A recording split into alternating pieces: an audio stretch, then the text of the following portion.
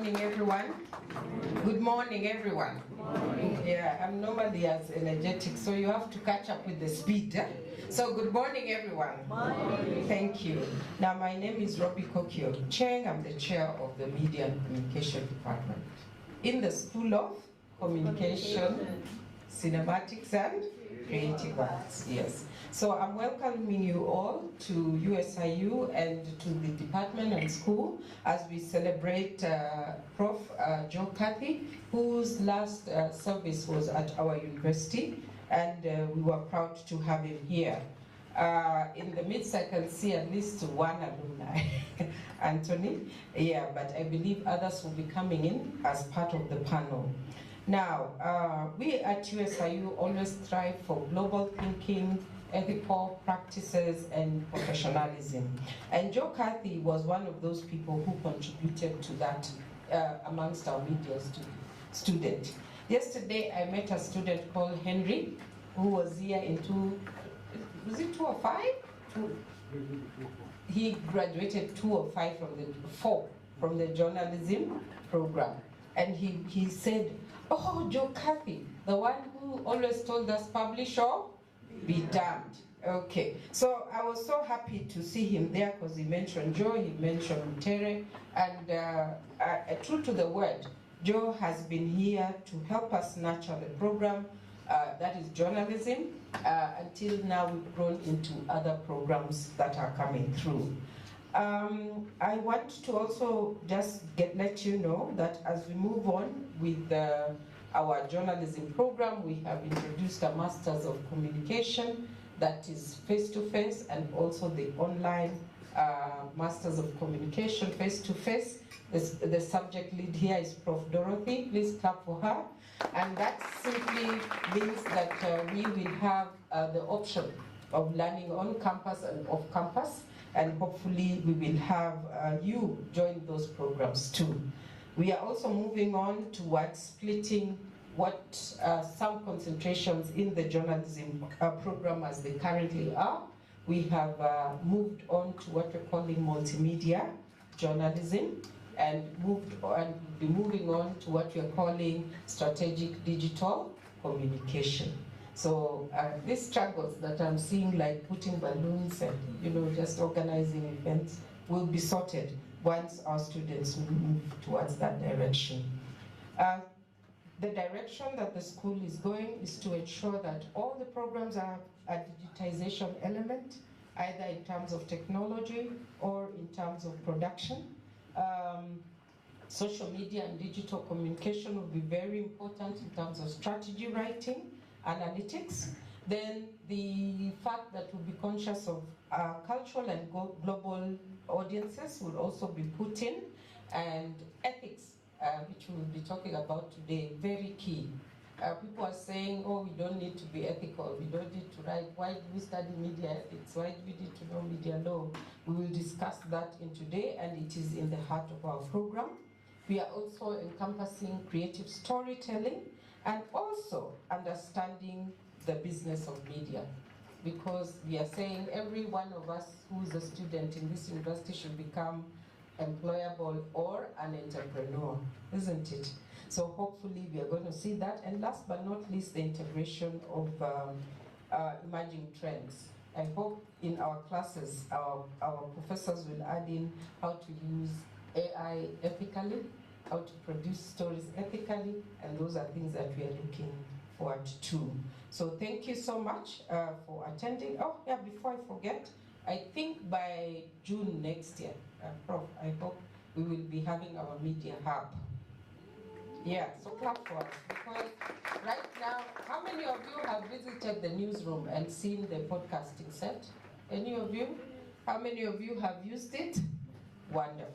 So I think by the time it's June next year, we should be able to have a few more studios and a few more spaces where we can actually, produce content on our own. And Zeddy and the team, I'm sure we are on point, isn't it? We will have all our podcast kits, 3 of them, to check in our 3 of them in place. And we'll also have drone journalism. Is that so? A film school has, I think, a drone or two, so we are moving in the right direction. So without much ado, that's just a brief of where we are going and what we are moving for. We'd like to welcome our guests who will be in our panel, and just so that we can move on going forward, I'll invite our Dean, School of Communication, Cinematic and Creative Arts, Dr. Geoffrey Serede, to give the opening remarks. Thank you.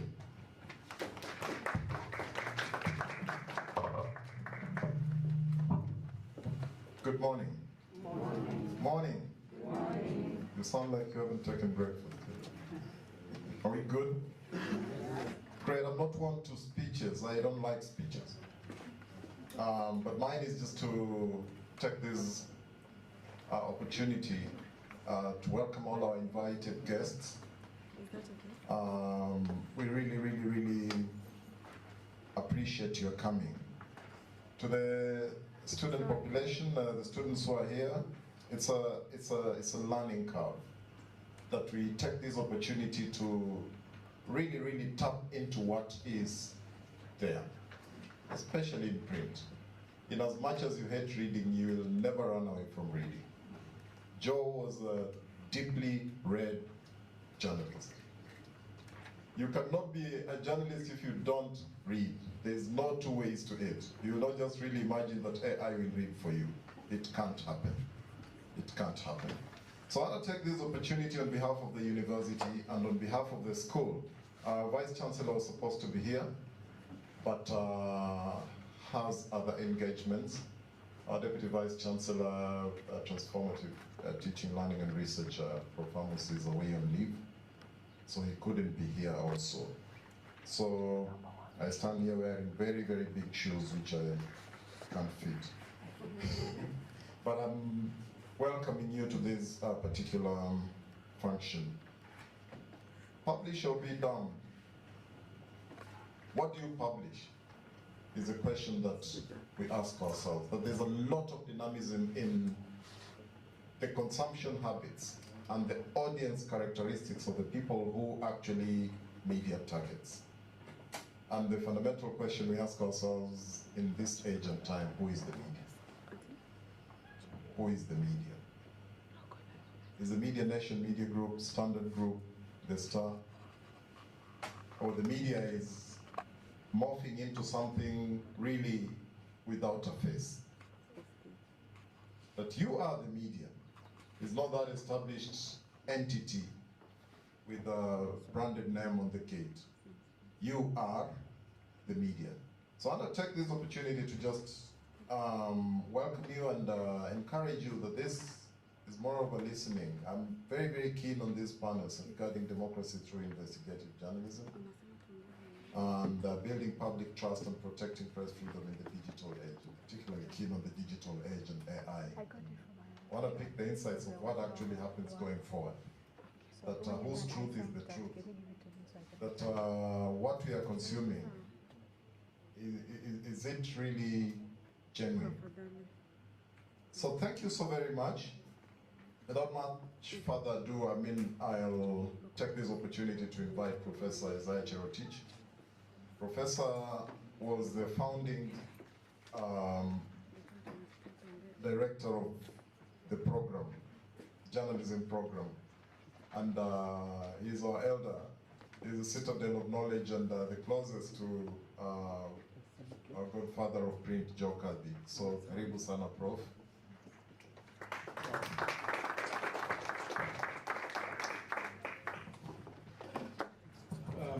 Good morning.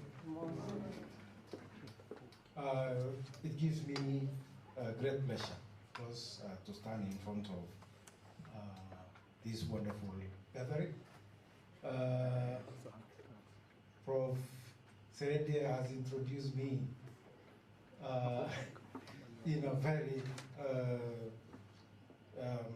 would I say, interesting way, in the sense that it's given me a lot of space, ground to possibly talk about our program.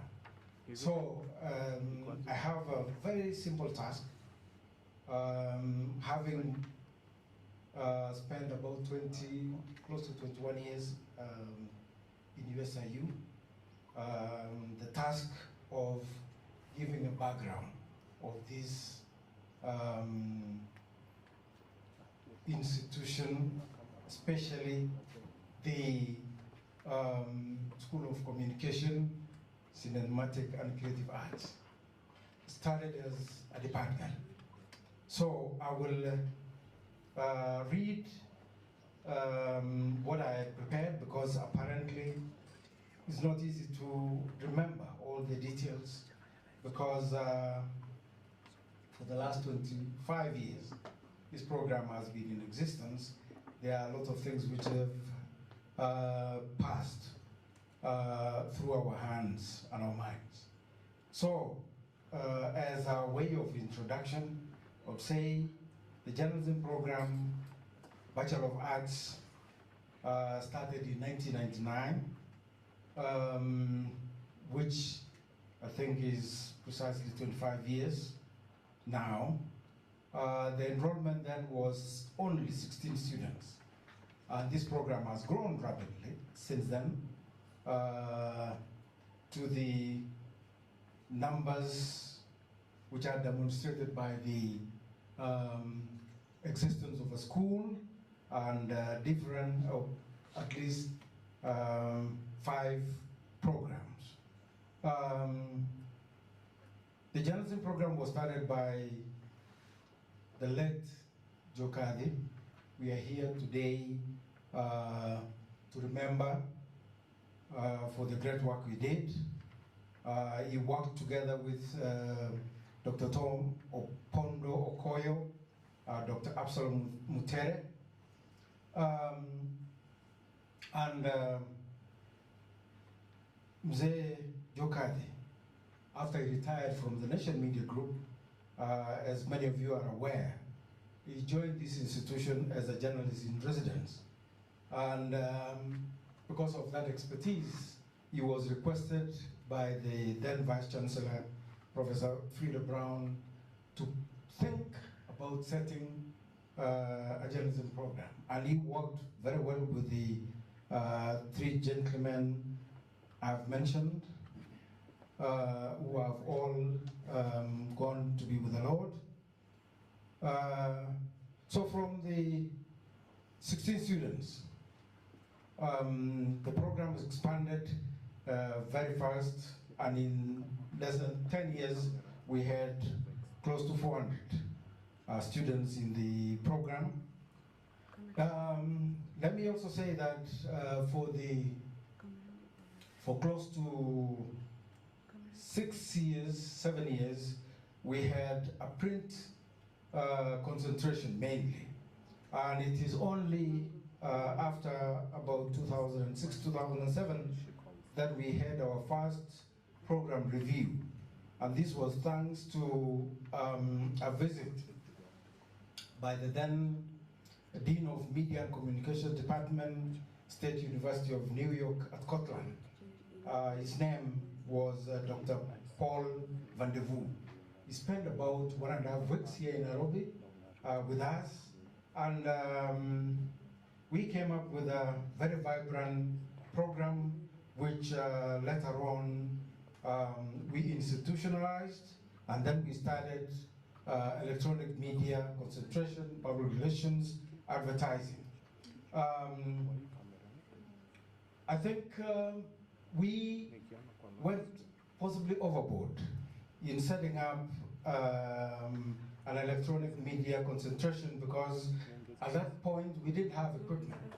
And I remember I used to take students to Andrew Crawford Productions along State House Road, where they could do their practicals. Interesting is, among those students emerged exceptional journalists who have made a very big difference in this institution. Some of them I would recall by name: John Alanamo, who is the 2009 CNN Journalist of the Year award winner. We had Cynthia Nyamai, who was at KTN, a news presenter, and very important too for the journalism students. That is where we discovered someone who has made a very big difference in this institution, a gentleman by the name Zerubbabel Odera. We poached him from Andrew Crawford.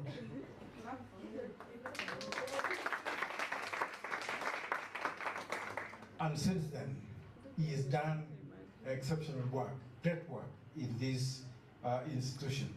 For some of us who may remember, Andrew Crawford was one great production house. Another one was called Peter Colmo Productions, those days. As journalism, as a school of communication, we celebrate the achievements we've made. Of course, it is thanks to the contributions by late Prof. Joe Kadhi. We take this matter very, very seriously, because where we are is because of the contributions made by the founding members of the faculty and also the students. I think it is important for us to recognize the fact that it's not only faculty who transform the journalists who leave this institution and any other training institution. It is also critical to note that the students do 85% of the work, and it's only the guidance, which amounts to about 15% that faculty members provide. And thanks to these efforts by students, in I think 2007, 2008, the USIU program won a grant from Airtel Kenya because there was a challenge. They called it Airtel Challenge among institutions of higher learning. And I remember two students, Andrew Cheng, who is now with BBC, and Kerubo Ketui, who actually came first runners-up. And thanks to their work, USIU got 7 million shillings, which we used to construct our production studio here in USIU. In the year 2014, USIU was given a go-ahead to start a master's program, and this achievement was spearheaded by Prof. Dorothy Njoroge and Kyoko Ireri, who was then the head of department. Let me also say that amongst the HODs or the chairs of the program who have seen the program grow over the years, there was Dr. Tom Opondo Okoyo, yours truly, Dr. Kimodo, Dr. Kieko Ireri, Dr. Njoroge, and now we have Prof. Robbie Koki, who is steering this great ship as the chair of the Media and Communications Department. We have another department too, Film and Animation, headed by Prof. James Mutuo Sylvester, and of course our Dean, who is taking good care of the School of Communication, Cinematic and Creative Arts.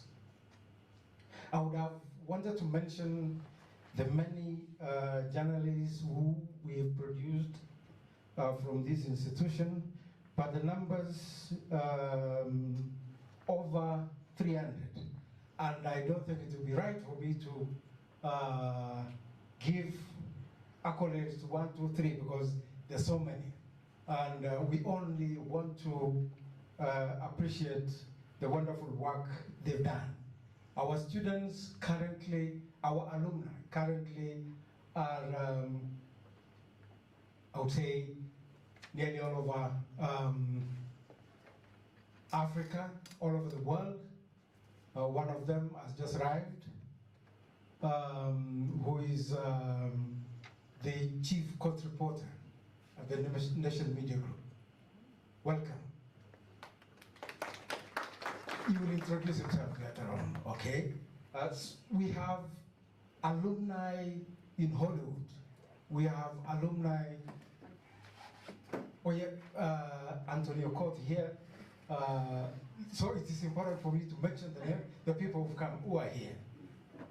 Kindly, would you stand so that I can introduce you? It includes Dano Mondi.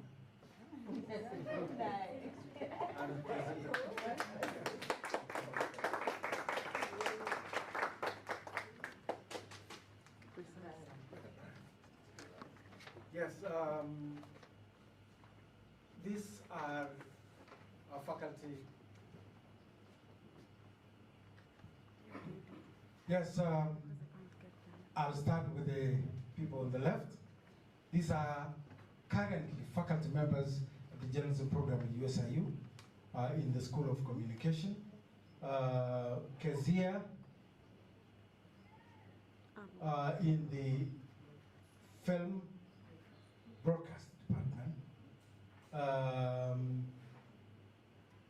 Then we have Dr. Dano Mondi, strategic communications. Brian Wasuna, a lead court reporter at the Nation. We have Okoth, who is also a great personality in the media industry. He's doing great things out there. We appreciate. We appreciate, because now I have had to name them because they're here. Thank you very much for gracing this event. I will not give or mention any other names because I believe would have sufficient time from other members in this gathering today who will tell the big stories, the good story about the journalism program and the School of Communication. Ladies and gentlemen, it is important as we commemorate the achievements of Prof. Kadhi. I have a question here, which I want to pass on to you. As we remember the contributions, the great contributions of Mzee Joe Kadhi, critical that we ask ourselves questions like, what do you want to be remembered for? What are you doing currently? And what are your plans? So that you will leave an indelible mark. People would remember you for the great contributions you made.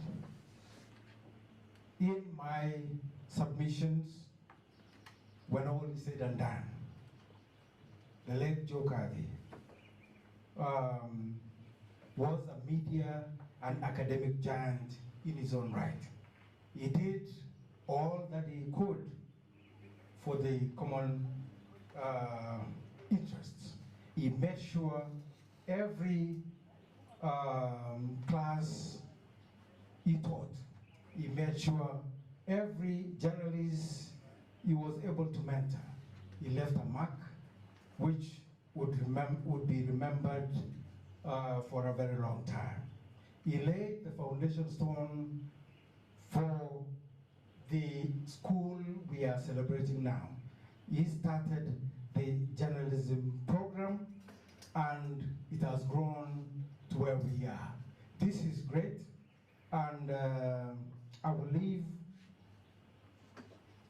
the stage by calling on everyone to reflect on the great achievements of Joe Kadhi and aspire to do even more in your time and in our lifetimes. Thank you. Thank you so much, Professor Ryan. I think we've had a very, very, very informative session from both Prof. Robi Koki, Dr. Sirede, and Prof. Isaiah.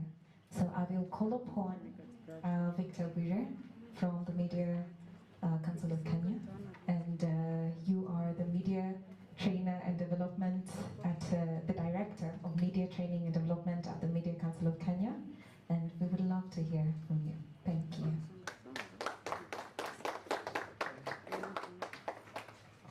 Good morning, colleagues.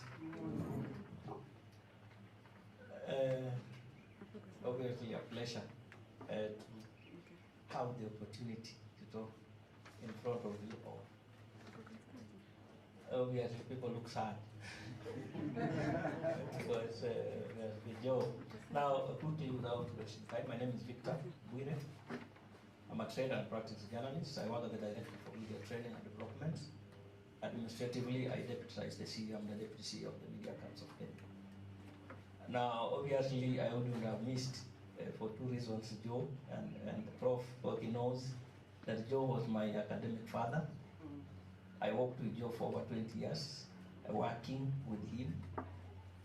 I knew until up to his bedroom, and it's very special for me. Joe taught me news writing at the University of Nairobi School of Journalism, which year we never, for the first time, we never produced the Anvil, the training newspaper for the school, because of the articles that we had carried. And what you said, publish and be done. And he told us the same thing for many years. So we never published for the first time. And since then, we became very close buddies with Joe. I think away from that, when we met Joe again later, he became a resident trainer for the Media Council of Kenya, as we are aware. He trained for the Media Council for nearly 12 years or something, and published a lot for the Media Council. He was a judge for the annual Journalist of the Year award for the Media Council. He was a judge for nearly, it's now 13 years. I think he was a judge for nearly 7 years. And that obviously shows the trust and the professionalism that he exhibited. Joe obviously had the biggest library of media studies in sub-Saharan Africa. He has, and we're trying to get away of discussing the family of how to utilize some of, he had the best books. I remain with about 20 of them. Yeah, and we'll talk. We have tried to reach out, I mean, in a way. We had commissioned Joe by the time he was passing on. We had commissioned Joe to do a textbook for journalists on ethics, which he had already done 13 chapters. So we've been trying to see if we can get a family and get that book to be published at the cost of the Media Council, because we had commissioned him, actually.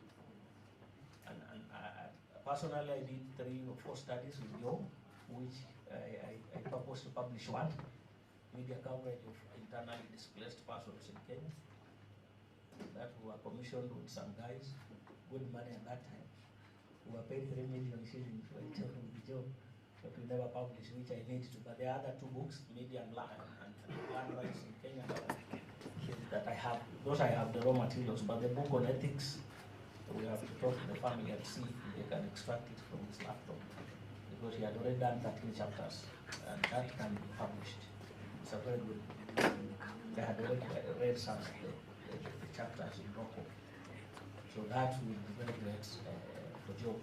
By the time Joe was passing on, we had already written to the University of Nairobi to confer him a doctorate, also of the recognition of the work Joe had done. we had wanted to see how the Nairobi University thing moves. We had planned to write to USIU the same request that Joe be honored by the honorary. So that's obviously a recognition and appreciation of the work that Joe had done. Joe was the chairman of the editorial board of the Media Observer. The Media Council produces a newsletter called The Observer, and Joe was the chairman of the editorial board. And obviously all he wrote was about ethics and media and democracy. Some of you, I think his blog is still online. If you went to his blog, you would see again a number of those things you mentioned. He was a good writer. I mean, he writes every. He gives you an assignment today, tomorrow you have 3,000 words, and you wonder. He had one of the best media monitoring machines in the house, which even the Media Council could not afford. And he gives you an assignment, and he gives you newspaper and broadcasting cuttings from his house, and at his age. So that's the best that we can do. By the time actually Joe had given me 2 PhDs to go and in Finland, one in Finland and one in November. I was the one who was not ready, but he had already introduced for 2 PhDs, which again obviously I appreciate a lot. He wants to do things that anybody can do. He was a very generous man, as you know, and do that. Joe, I mean, in terms of his respectability in the industry and credibility, was the only guy the Media Council could call on when there was turmoil in the industry and nobody was listening to nobody. You know, it happens in media all the time, around elections, around key things, when laws are being made, media journalists never talk to each other. Joe would call and say, Mzee, kujo rudishe industry pamoja. And the editors, starting from Mwangedi to whoever will listen to Joe, I can tell you. If Joe was speaking, the guys from the industry would listen. And in one of the papers we wrote with him is on the media we want in Kenya. And just looked at the laws and everything. He analyzed the code of ethics, which has 25 articles, remember. Joe analyzed it word by word, and he noticed 166 mistakes in that code of ethics, word by word. They introduced the word shall 66 times. So you really talk and talk and talk, and that's obviously tells you the kind of person Joe was. And when Prof you say Joe never resigned, Joe was sacked at Nation, and the same day he got a letter from USIU. So he was sacked at Nation. He never retired. And he was sacked because of a story he stood with. They wanted him to, some of you are aware, the clamor from Antiparty. At that time, people had died, were killed in Kampuji and the rest. In the famous uprising demonstration, what is aside agencies, those were serious ones. And a lot of people had been killed the whole of in those streets. So Joe was to carry that story national as a managing editor, which State House called him, the late Philip Ochieng called him, all editors told him not to use the story because it would depict the country back. So it was only Joe, Nation, who carried the story. Standard, Kenya Times, and the rest never carried the story. Joe stood with his story, and the following day he was told, you are losing to Joe. Joe asked them to call Aga Khan because I'm a managing editor in Nation at that time. Your contract was signed by Paris, not Nairobi. So he asked them to show him the clause in the contract which he had flouted by running that story. And that's how Joe lost his job in Nation. So he was never sacked. He lost because he stood by a story and he asked the Aga Khan, I sent several journalists, they suffered, they went through hell to get me the story. What reason am I going to tell them why I did not get the story? Convince me. And nobody could convince me. That day Nation sold out, as you are aware, that story. Nation sold out all the newspapers. They had to do a reprint, and the people were photocopying that article to sell. While Standard, Kenya Times, and the rest, and heaps of newspapers where nobody was touching. And this is documented. So those are the kind, that's what Joe stood for, and why he had a name in the industry was that credibility, the brand that he had. Obviously, some of you might not be aware, Prof. I taught here for 2 years. I was a faculty here for 2 years. Brian was my student in class, you can tell. And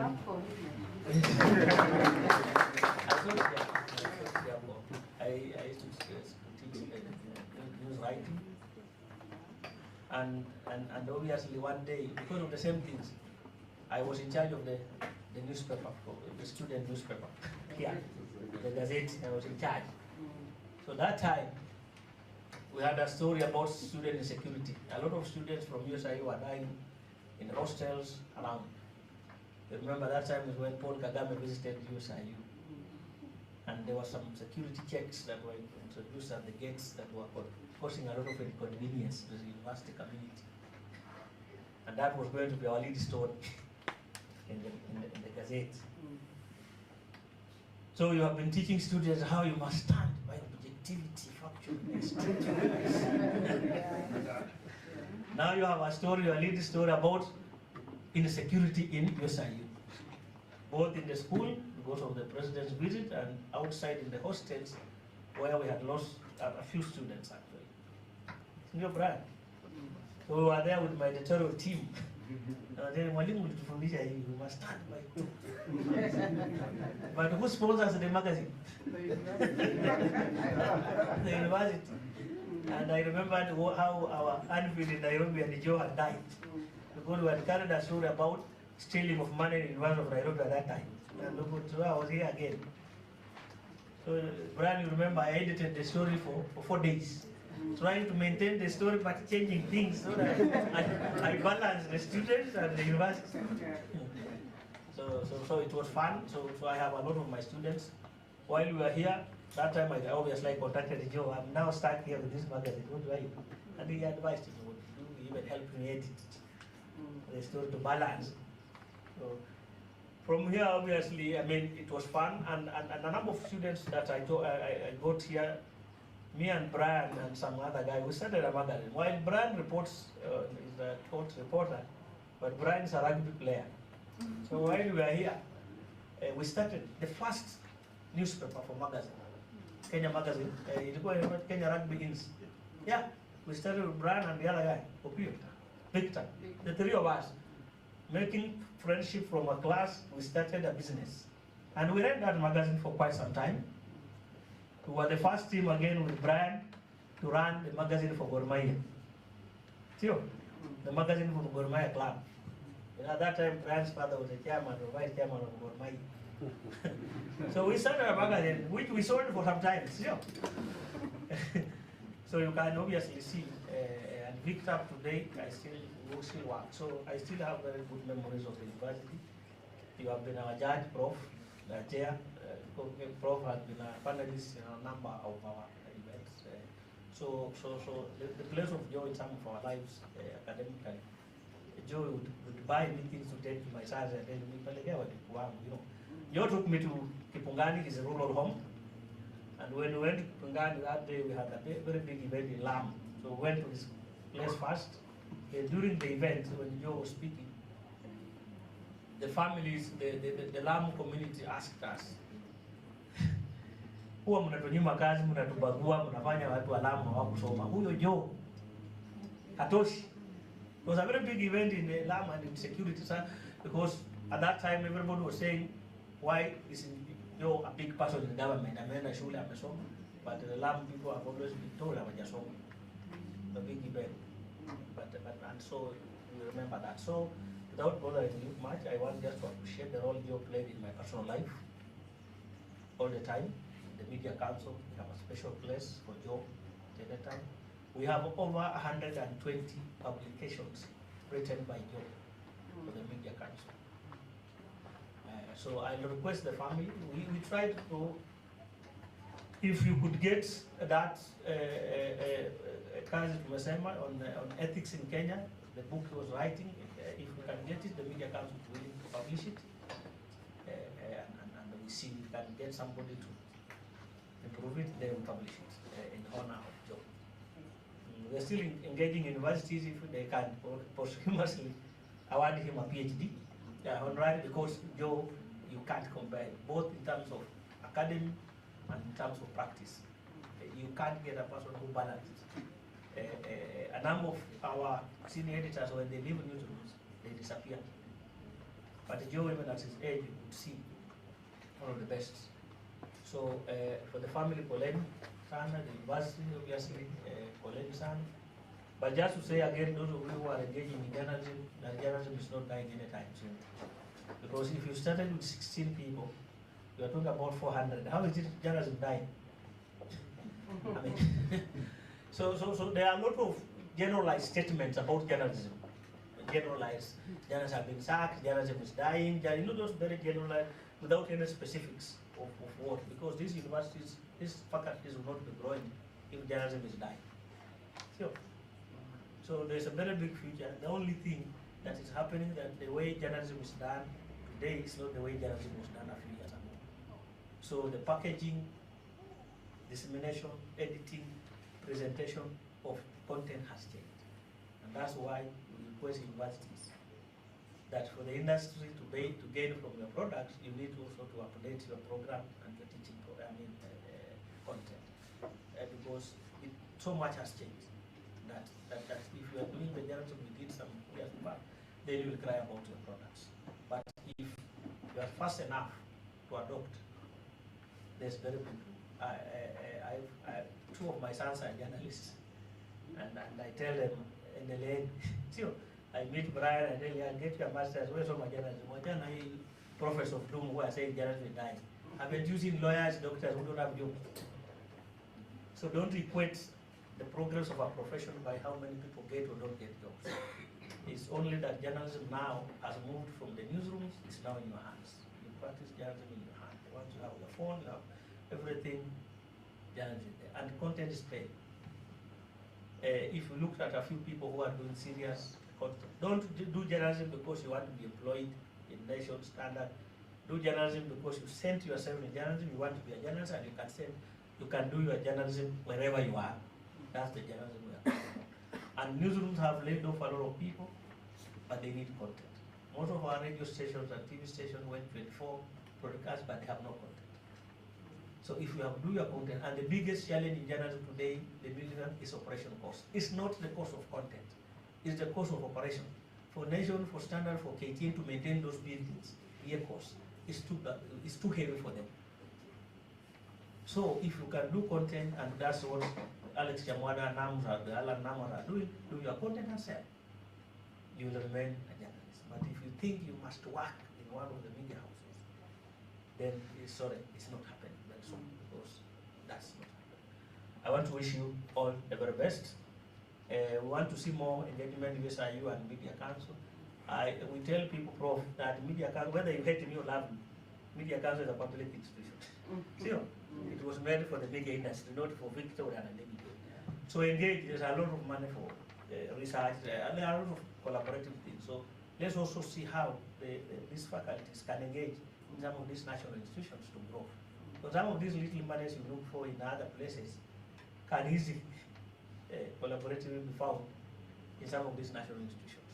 And sometimes when you do some of those researches that are Media Council collaborated or backed, you obviously know the credibility. Everybody is producing reports in the world, but who looks at it? When somebody asks, Nani aliandika hii? Some researcher, Victor Bure from Budalangi, who cares? But once they say this Media Council and USIU, the credibility, because these are national media institutions. So let's look at that, it can help.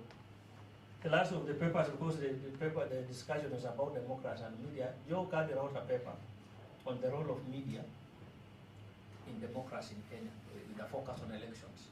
And again, it's one of the best cited up to date by people. I have that paper I can share later.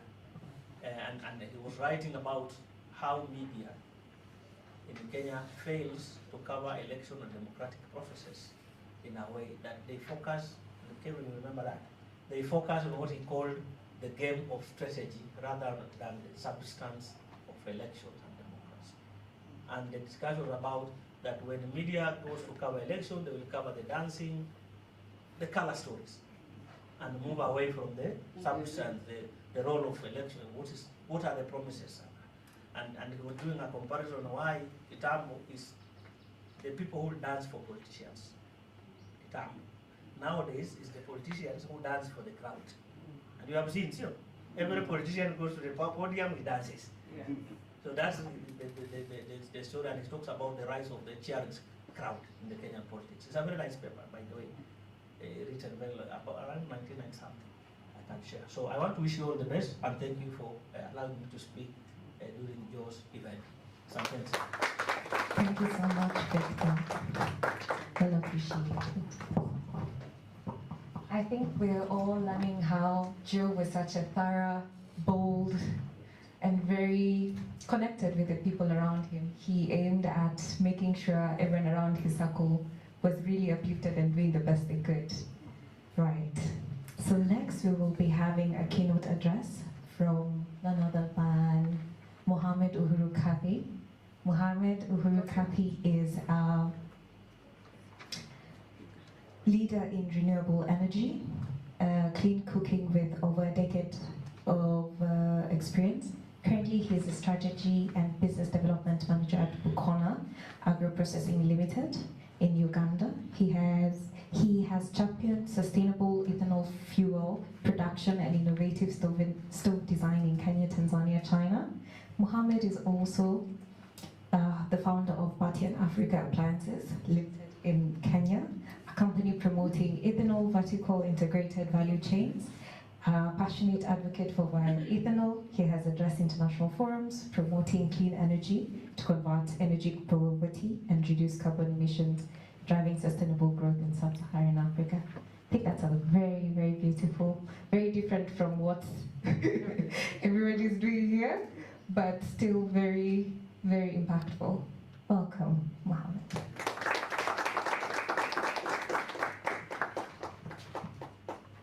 Thank you, Wanjiko.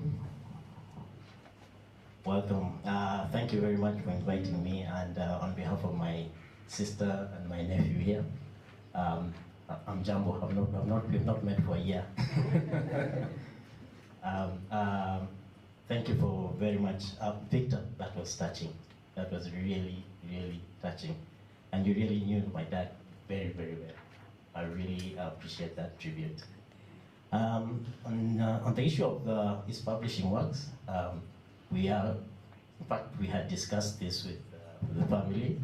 We are looking at, he had a huge library, and that library is somewhere locked up, somewhere in Nairobi, and it will create more value to the students here if they could access that. So we will have a chat and see what we can do about that.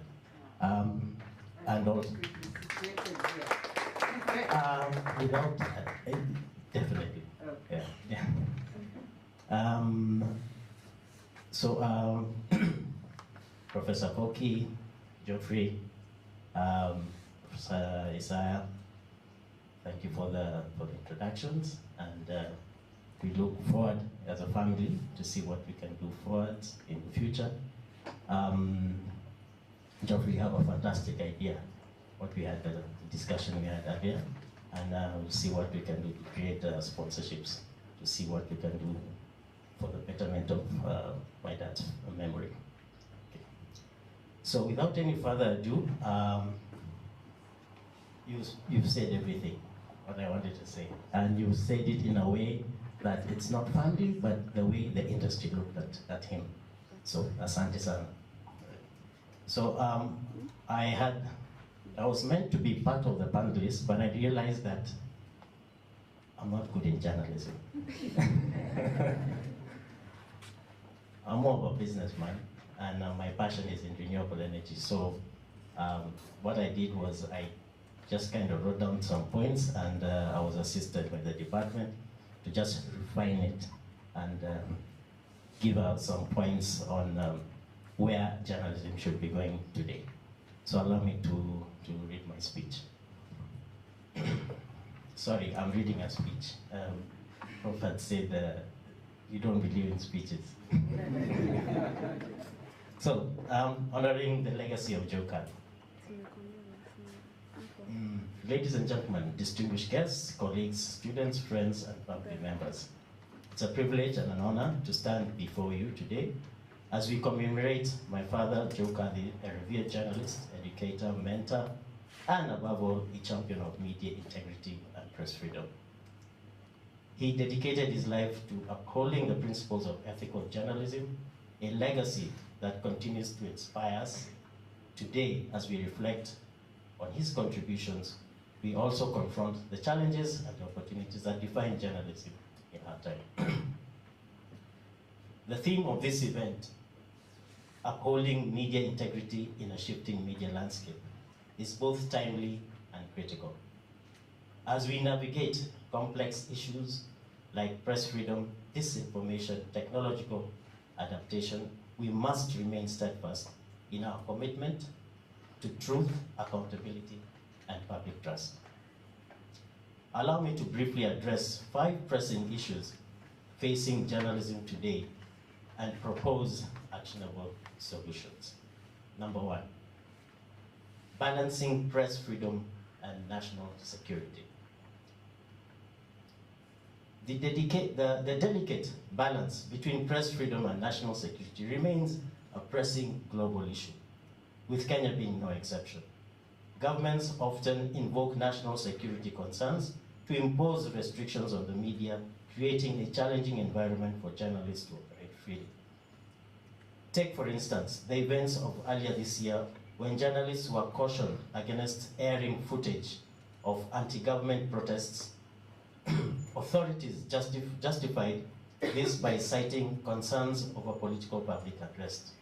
However, these restrictions sparked debate about accountability, particularly regarding police actions during the protests.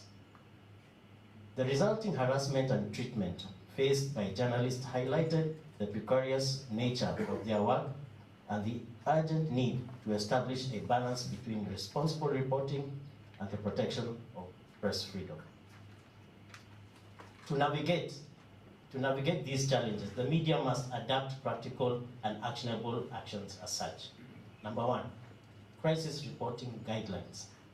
Media houses should establish framework for responsible and ethical reporting on sensitive issues to safeguard the public interest and journalistic integrity. Number 2, legal reforms. Laws like Cybercrimes Act need to be revisited to ensure they protect journalists rather than becoming tools of intimidation. Point number 3, capacity building. Equipping journalists with the necessary skills to report on crisis responsibly while preserving their independence is crucial for fostering accountability and transparency.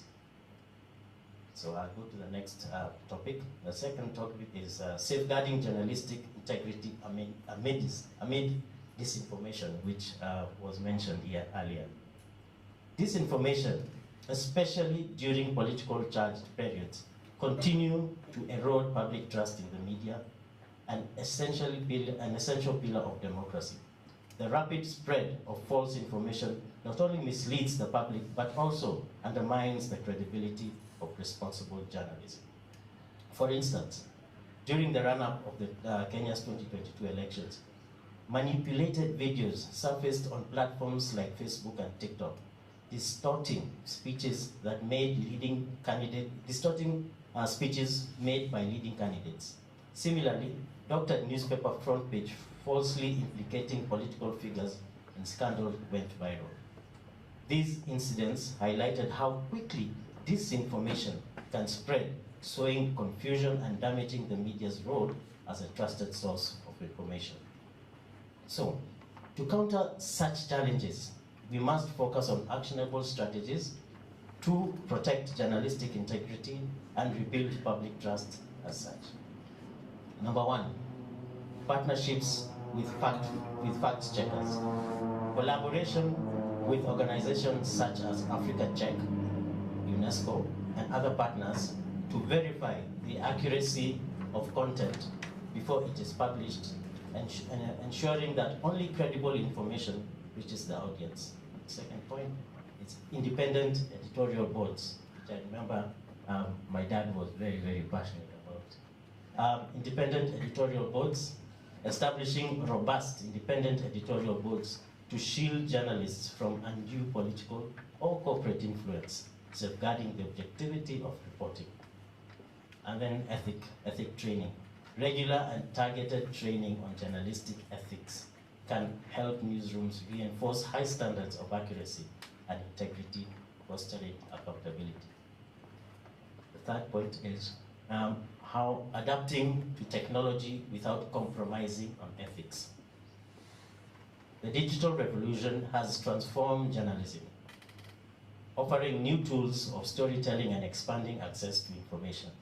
However, it has also blurred the boundaries between professional reporting and misinformation, challenging the media's role as a reliable source of truth.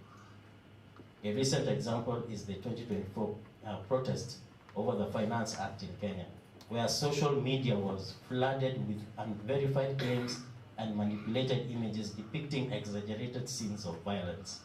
While some media houses diligently worked to debunk these falsehoods, others inadvertently amplified them, contributing to the total public confusion and mistrust. To uphold journalistic integrity in this complex landscape, we must prioritize ethical adaptation strategies, which include: 1, digital literacy training. Journalists must be equipped with skills to identify, verify, and counter misinformation effectively, ensuring accurate reporting in real time. Number 2, clear policies for user-generated content. Media organizations should establish rigorous standards for incorporating audience-contributed material, maintaining ethical and professional benchmarks. The final point, advocate for responsible tech use. Collaborate with platforms like TikTok and Twitter to combat the spread of false information, to promote responsible digital communication practices. The fourth of the 5 points is number 4, protecting whistleblowers and sources. Now, this one is particularly close to my heart because my father was once, many a time when we were young, there was a time he took me with him. Took me in the car and we rushed somewhere. I told him, why are you driving so fast? I told him, you're going to rush, we are going to get a lead somewhere. And we went somewhere and he met some people. Then he came back home, and he came back home different.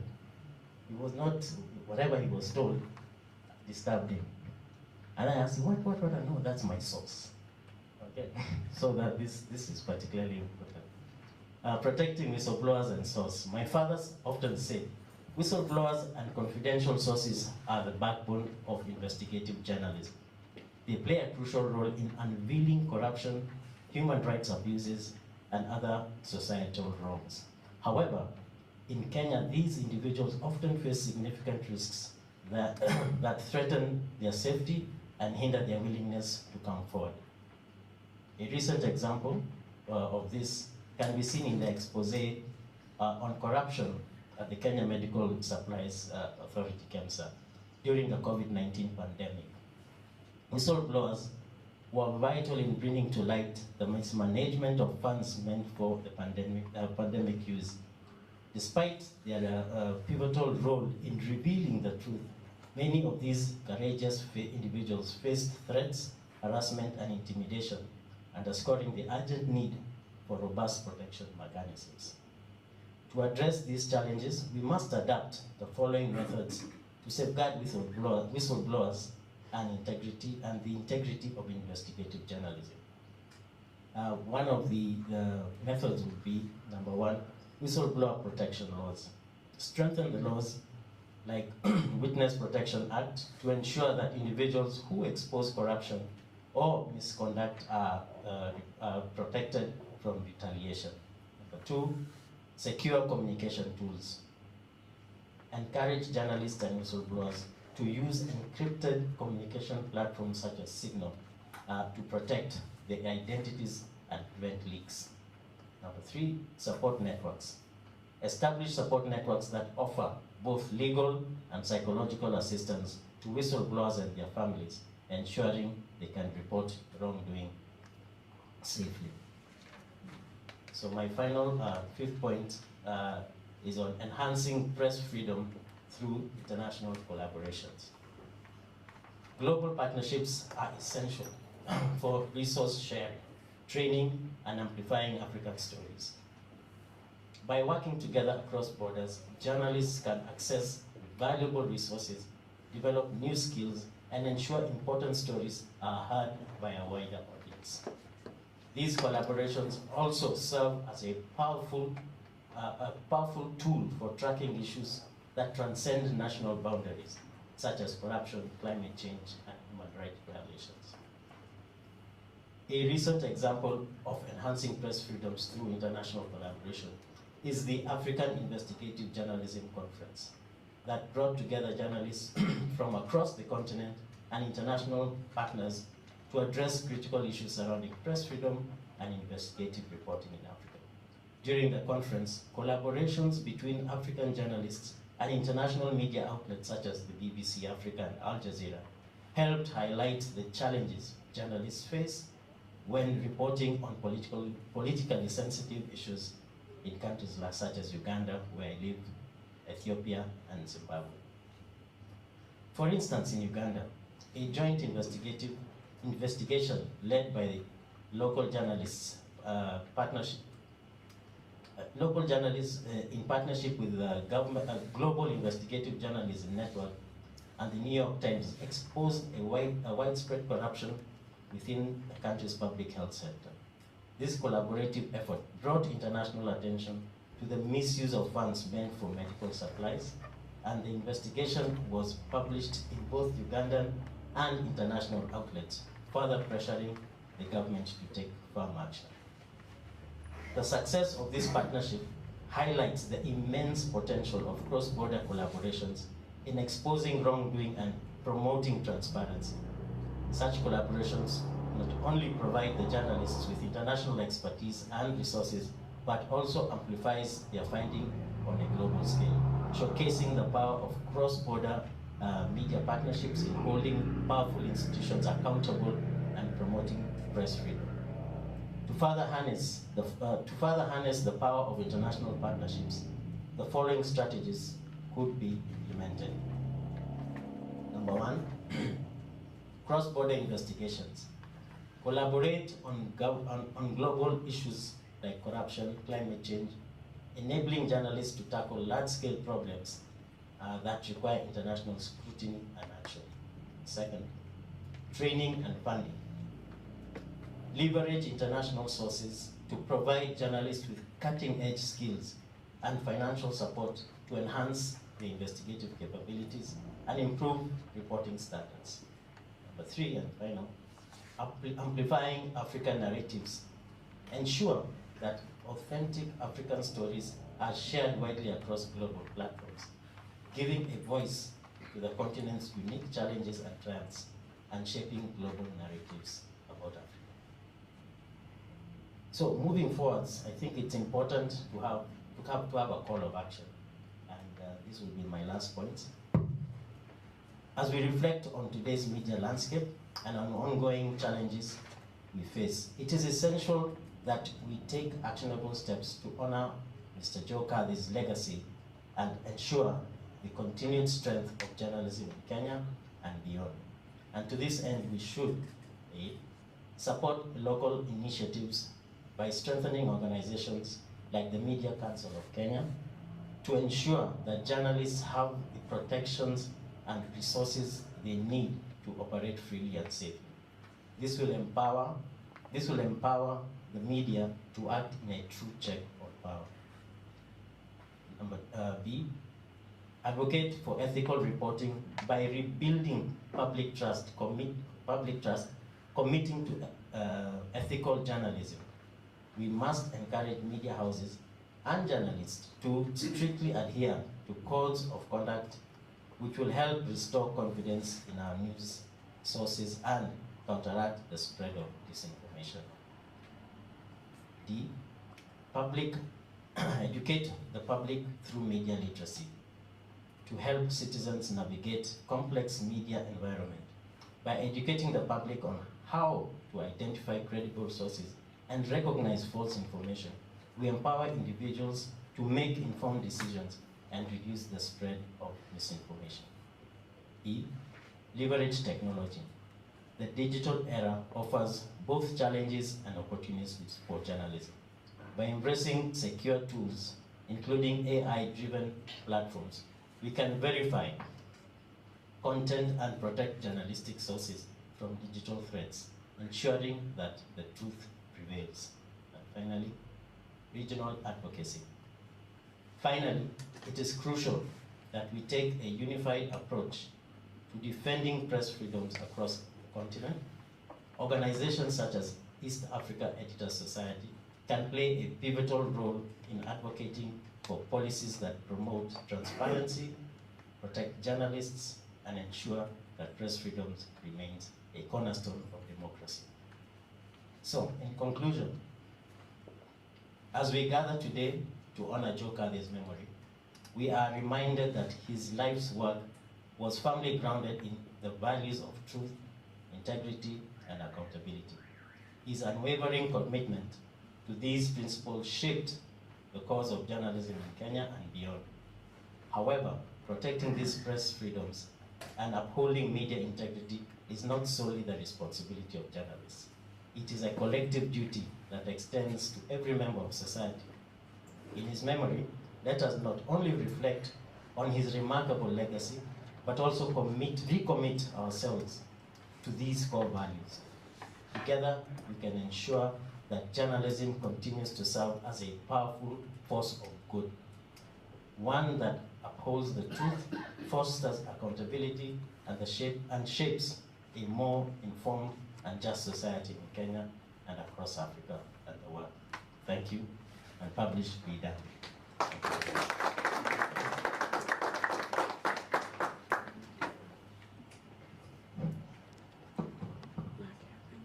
Thank you so much, Mohammed. I think that was a very, very, very, very good insight onto what today is all about. The truth in the making, and what our panel discussions will be about. And I think as we think about our next panel discussion, which will be around building public trust and protecting press freedom in the digital age, I think in this digital age, we've all come across AI and decided to use AI just to do something quick for you. And now it's becoming a habit. It's now becoming the to-go. It's your partner. I think we've all seen a meme or two whereby when your boss tells you to celebrate with your partner and you're there dancing with ChatGPT because ChatGPT has helped you through the whole the whole time. And it's great to see what we can do better as we welcome AI into our offices and what we're as journalists. And I think I can move forward to introduce our first panel discussion. I know we have been waiting for this, and we're learning. We'd love to see what it has. And our first panel discussion will be moderated by Dr. Daniel Omondi, who is a seasoned journalist. And before that, we are going to take a 5-minute break, just to stretch our legs. I know we've been seated for long and listening for a long time, right? I think we're all distracted. It is getting a bit hot. If you ate a heavy breakfast, it is now settling in. So to that, right across at the end of the hall is the ladies, and just at the beginning is the gents, for those who'd like to relieve themselves as we do a 5-minute break. And then we will circle back. We can stretch our legs and get some music running so that people can move their bones and not be too stuck. Yes. And then we'll come back for our first panel discussion. Thank you.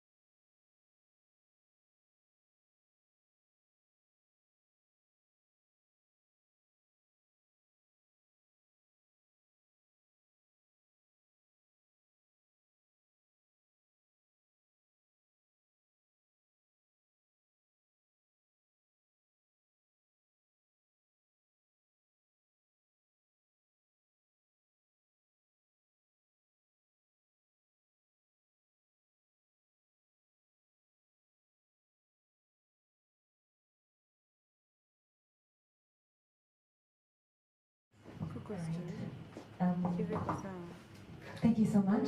It is now time to have a wonderful panel discussion on building public trust and protecting press freedom in the digital age. Yes. And our moderator for the session will be Dr. Daniel Omodi. And Dr. Daniel Omodi is a seasoned photojournalist, as well as an alum of USIU, both his undergrad and master's at the USIU University, as well as having 15 years in print media as a journalist as well as photojournalist. He's also been a managing editor for media company, as well as he joined USIU in 2018 as faculty, and he teaches news reporting and print. Thank you so much. Welcome, Dr. Daniel Omondi.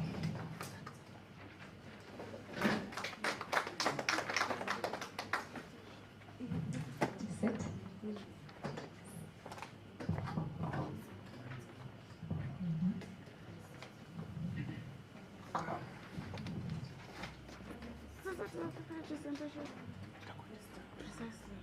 All right, we can introduce your guests for the panel.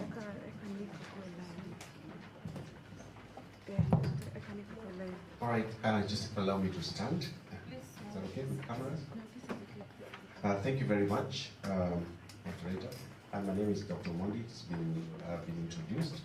I'm supposed to constitute a panel. I hope they're all here. Brian Wasuna. Brian is an investigative journalist working for NTV. And let me just say at the onset that that Brian was my classmate at this university. So it feels nice to see him again. Those days I was looking younger. I don't know what's happening in the journalistic world. I didn't have a beard like now, but that is part of going old. Then you have Kevin Mambonga, Communication and Public Liaison Officer, Katiba Institute. Kevin. Then you have Jacqueline Walumbe. Jacqueline is an associate Aquitas Global Limited. Karibu, Jackie. Then you have Abdi Latif Dahir. Abdi is a correspondent at the New York Times. Is he here? Abdi? Okay, he's not here. And then you have John Nju, PSG journalist. Karibu sana, John. So we made the moderator of this panel session, and what we shall be discussing is building public trust and protecting press freedom in the digital age. As I was sitting here listening to the different speakers, starting from the dean and the chair of the department, and all the way to Mr. Mohammed, Kadhi, and of course Victor, I picked up a few things that probably will set us on as we make this panel discussion. Victor, this is the reason why I didn't want you to go. I wanted to start off with a very interesting presentation. It was nice to know that you worked with Kadhi. Kadhi actually mentored you. And most of us did not know that Kadhi was actually fired. He did not resign or whatever, or retire. And if you listen to Victor's presentation, Victor said he was fired for what he believed in. Publish and be damned. So he actually did publish what he knew was right, and of course he knew the consequences. And so for me, Victor, that was really impressive to get to know that. And today actually I've come to believe on this statement published, because actually Joe lived by this. You know, he published and got damned. Can you see that? Thank you. Now, I also want to mention, you've been told that I'm an alumni of this university. It also gives me pleasure to mention that I was taught by the same Joe Kadhi, news writing and reporting, and then there used to be what you call, media law and ethics, isn't it? I'm glad Brian is here because I told you he was my classmate. So there's a way Joe will do it. Joe, that time we had, the course was media law and ethics, was one unit. So he will teach law the first half of the semester and then ethics the other half. And he seemed to have loved ethics more than that. Now anyway, as part of to start us off for our panel discussion, which is public trust and protecting press freedom in the digital age, I picked something from the Dean's conversation when he was saying that, he said something very interesting. He said that you are the media, okay? You are the media, and therefore the media is actually moving from the newsroom to our you know, our desktop or our gadget that we have today. That being the case, then, if we know that you are the media, the media is no longer just the building, the Standard Media Group or the National Media Group or the media houses, you know them, that you are the media now. Then the question is, how do you look at the issues of public trust, and how do people trust your information? Today we are living in the age of fake news. And I ask this question to all of us today. If you received an alert either in your WhatsApp message or from anywhere on your digital platform, that something as bad as there has been a terror attack, God forbid, in this country, would you believe it? Or will you first of all want to find out what is the source? Okay? And actually that's what we'll be discussing with my panelists today. As you can see, they're all guys in the media and people who have experience in terms of news credibility and everything else. Now, I want us to start off with just discussing this aspect of building public trust and protecting press freedom in the digital age. I don't know what order we shall go by. We go by ladies first. And I know the lady in the room will say yes, isn't it? We go by ladies first. Can we start with Jackie? Talk to us about the issue of building trust in the media and of course digital age. Thank you, Kadhi. Thank you, Dr.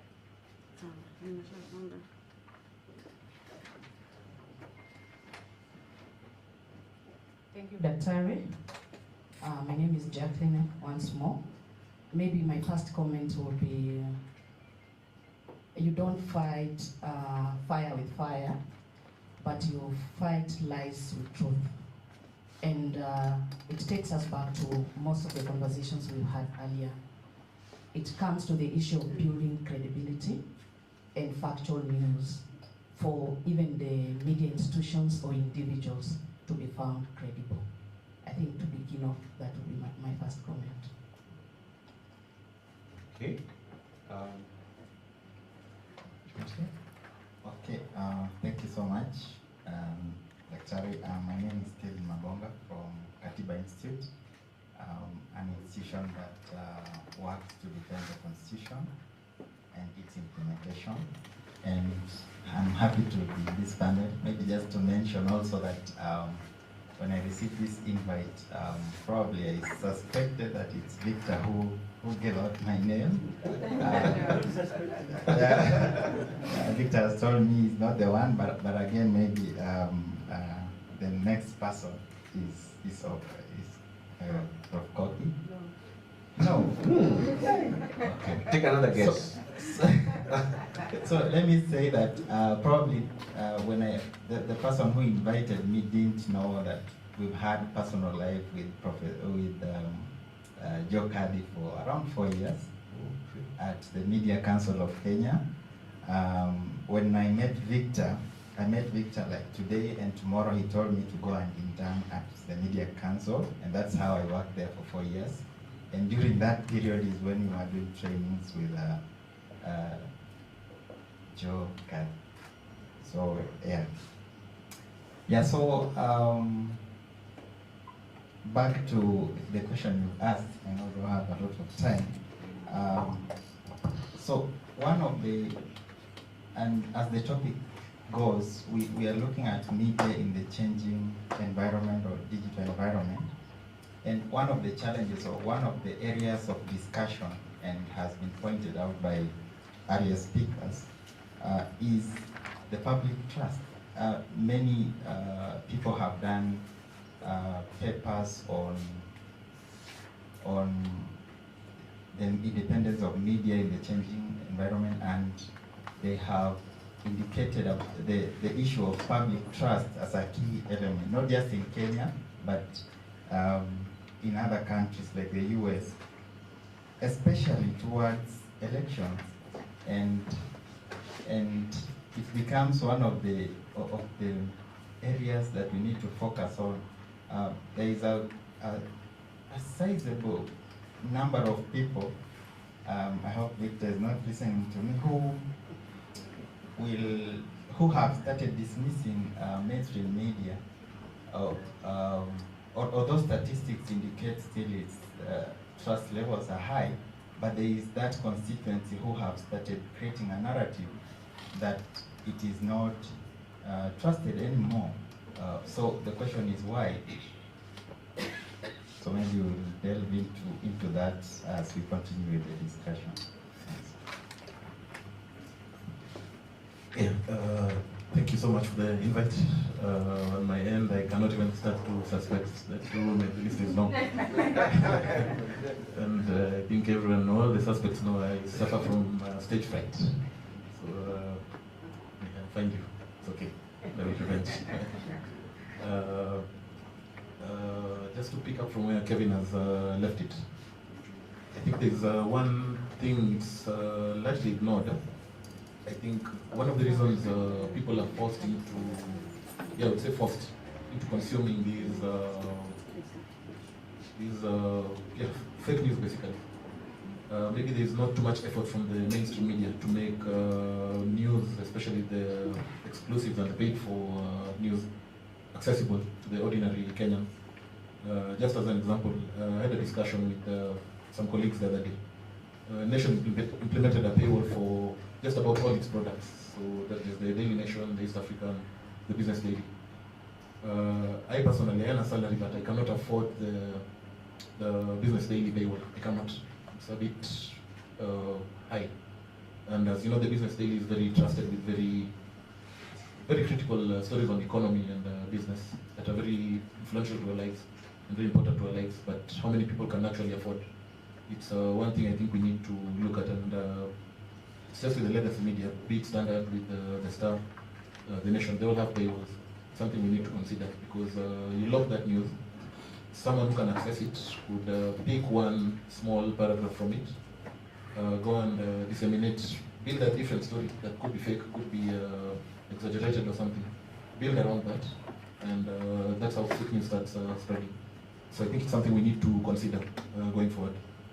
Then, still on fake news, I think there's, I think Mohammed mentioned this actually, there's a lot of room for collaborations, but there's one bit that again, people are not really open to it here. I see it happening abroad, but competitors are actually collaborating to combat fake news. You don't see that.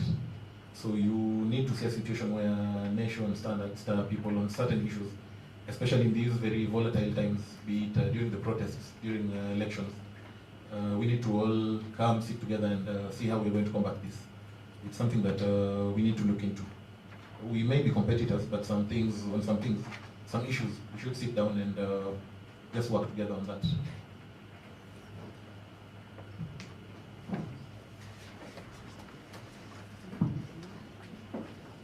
Thank you, Dominic.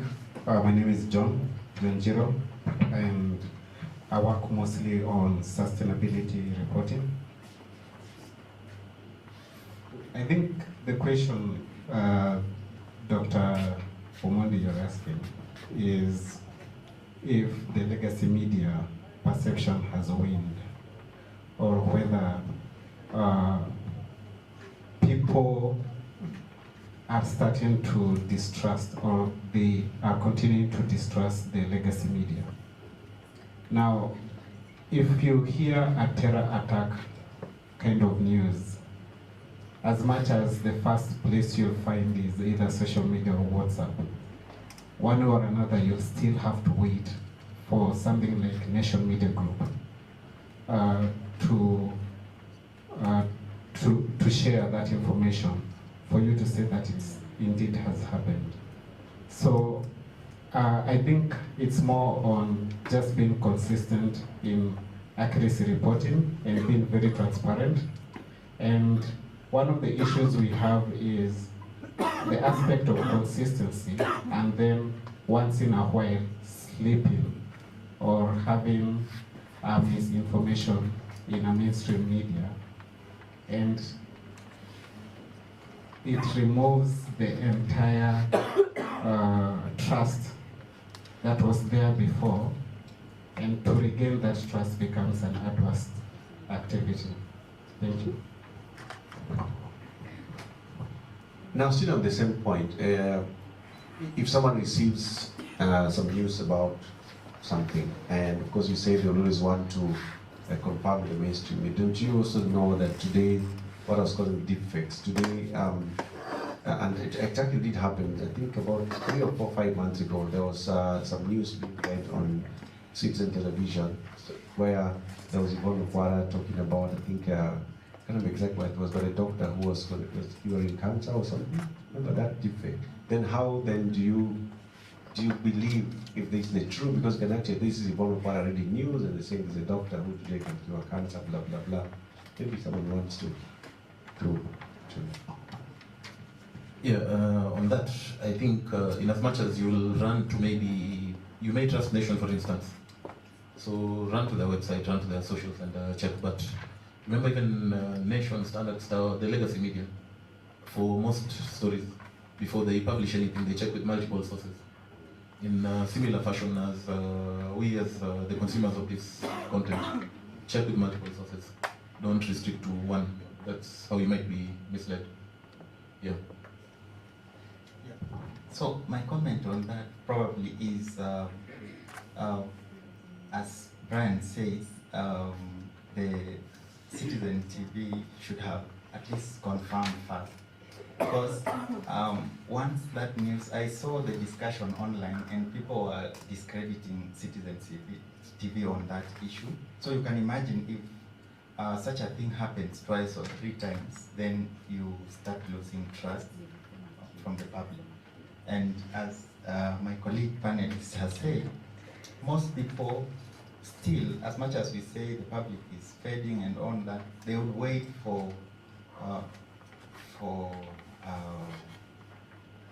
Citizen or Nation to announce something before they can now confirm that it's true. But with the trend, for example, for the example that you've given, if it persists in mainstream media, then that affects the public perception about mainstream media, and that helps us now to emphasize on the discussion about the code of ethics, integrity in mainstream media, and why mainstream media should be different from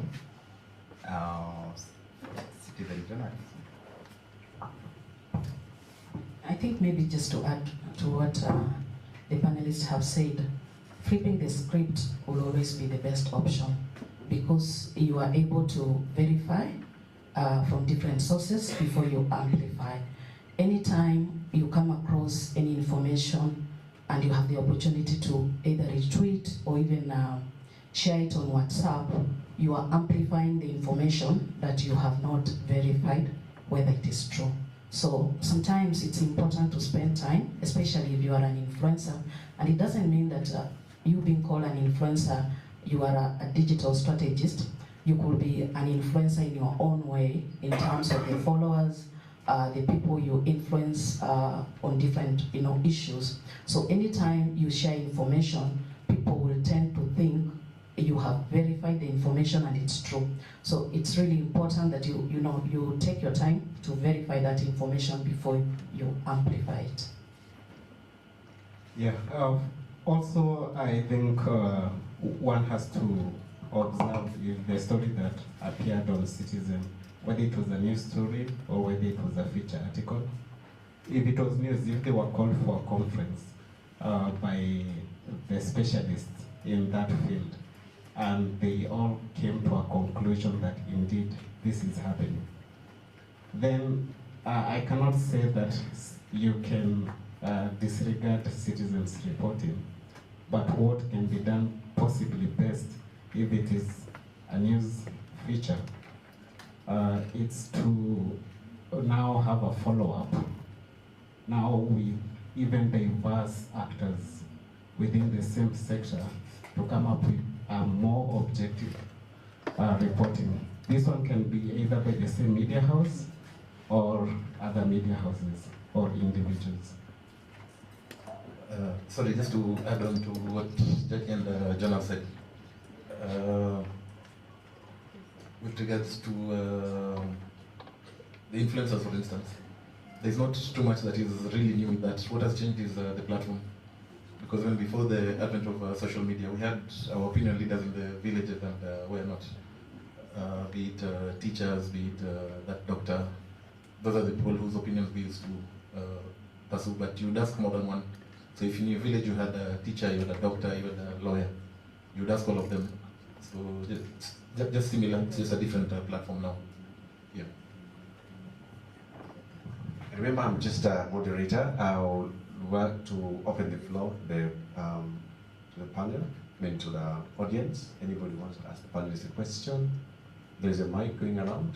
Oh yeah, somebody over there. Can you pass a mic to him? Is it? Oh yeah, it's the same one.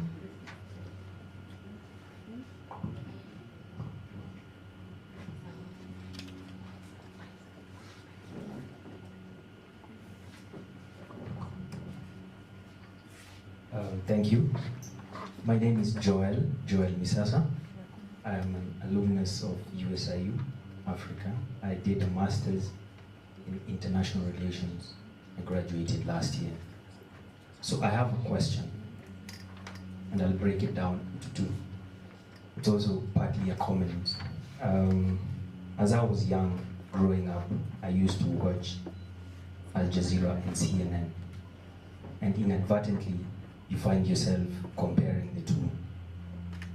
And over time, I grew to lean more to Al Jazeera for reasons best known to Al Jazeera or CNN.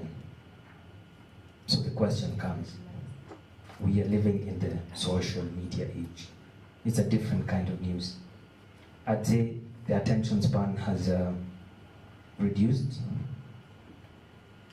While I was young, I could spend 1 hour on TV, at least on Al Jazeera and CNN, and find out what they're saying because I was interested in international relations. But today you get a notification and your mind wanders. You start thinking about different things. So how do we deal with the fact that attention spans have reduced from 1 hour, taking this example, to 3 seconds when a notification pops up on your phone? And that could significantly help us answer such questions. I like to keep it basic, because you start from a basic cell and you find out what a complex organism does. Thank you.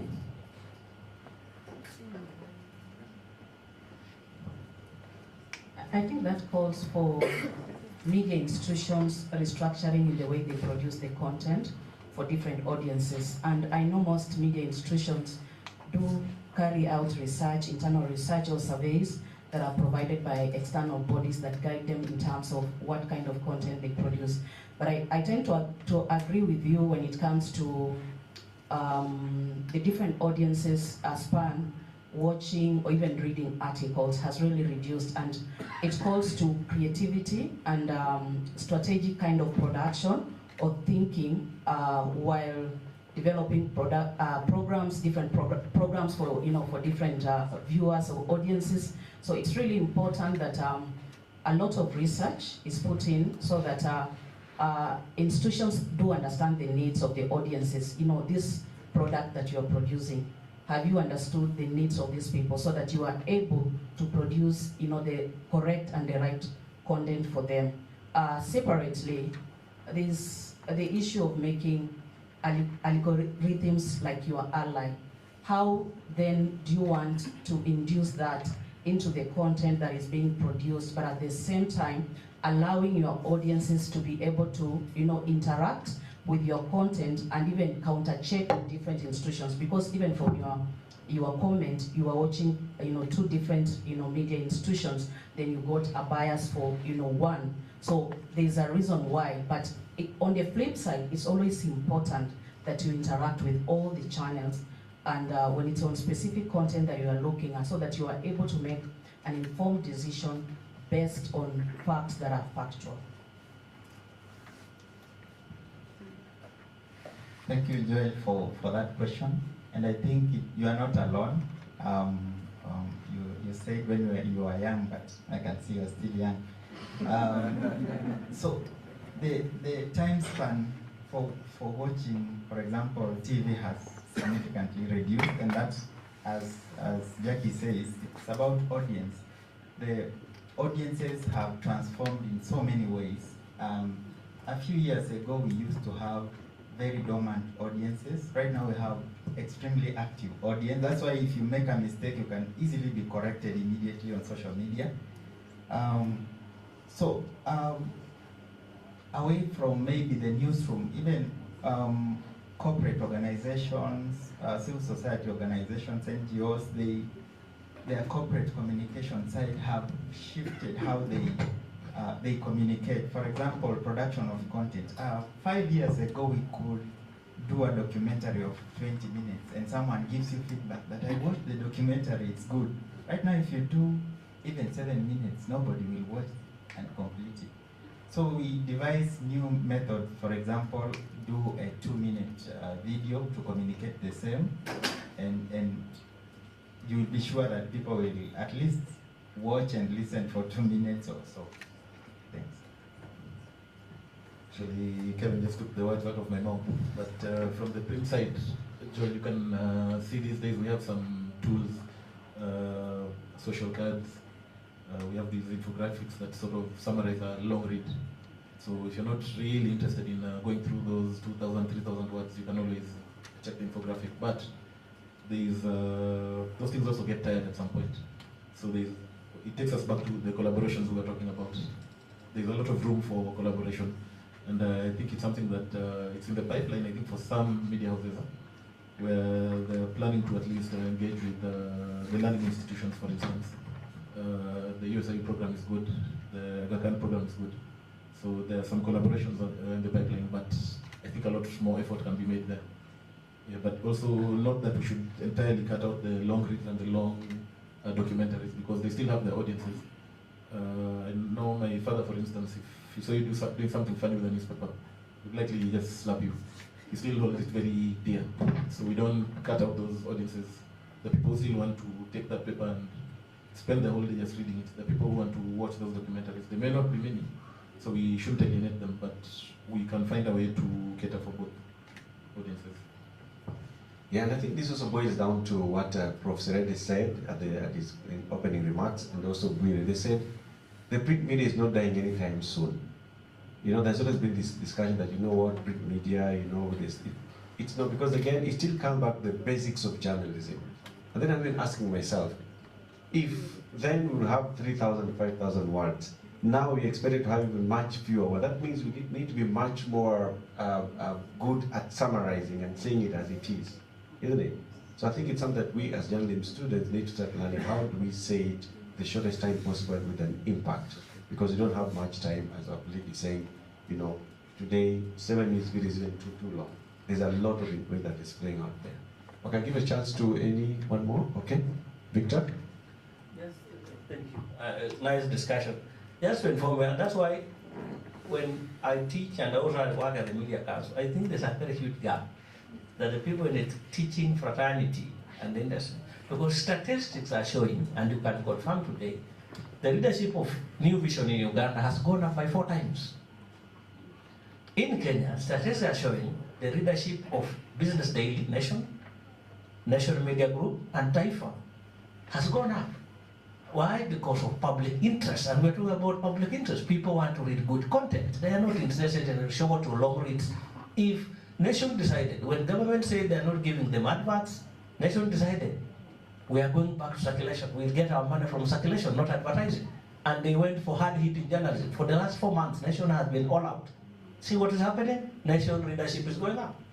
So people want good public interest content. Not about all these things we are talking about. Because the Guardian, New York Times, the leadership is going up. Those are newspapers. In the Media Council where I work, we had subscribed for those e-newspaper. All of us have refused. We have gone back to physical copies. We are being brought 30 copies every day. Who is buying that?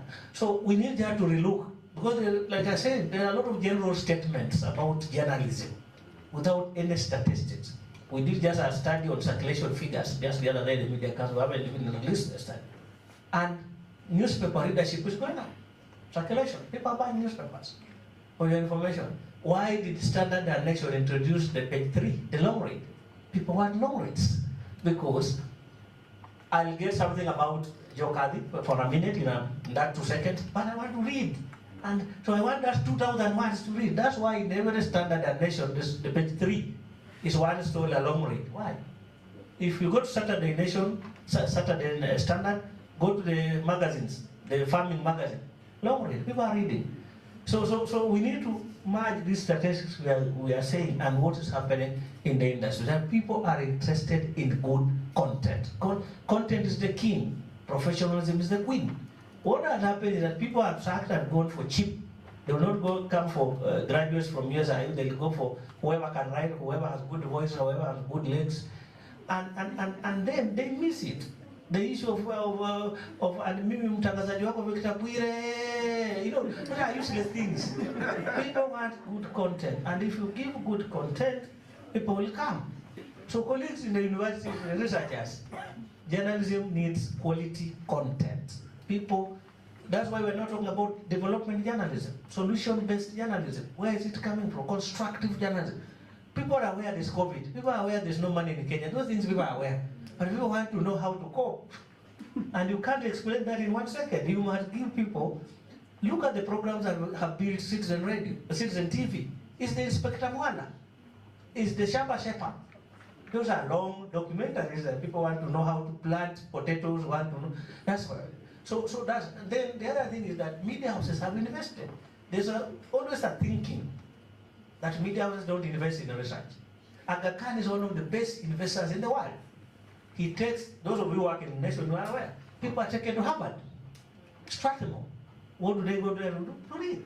So the thing is that media in Kenya needs sympathy. They are not doing anything. People are crying in the streets. Media itakufa Kenya. It's useless. People have invested. Machara is one of the best investors. Who had thought about USASA? Who had thought he's controlling 67% of the Kenya market? The second most watched TV in Tanzania is Citizen TV. The second most watched TV in Rwanda is Citizen TV. If he was not investing, I mean, look at those dynamics and stop thinking that journalism is dying. People want good content. Whichever way, short, long read, people will read, is the content. Now, the other thing that I've refused is these things of fact checkers. The basics, and that's what George Kadhi taught me. The basic of a story is facts, a factual story.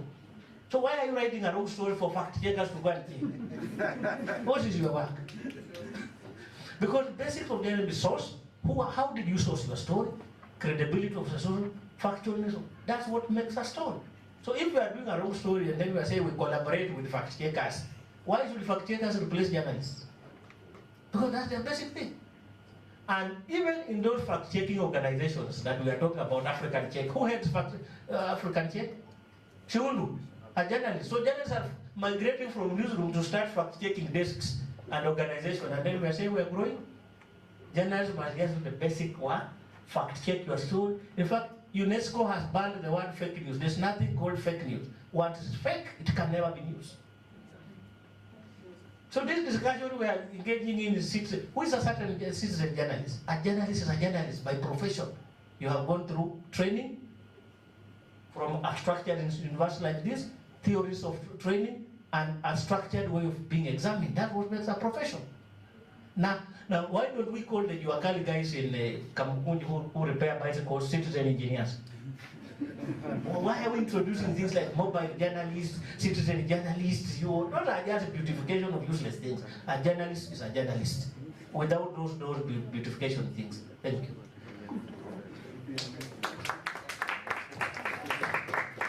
Thank you very much, Victor. He's actually said that content is king.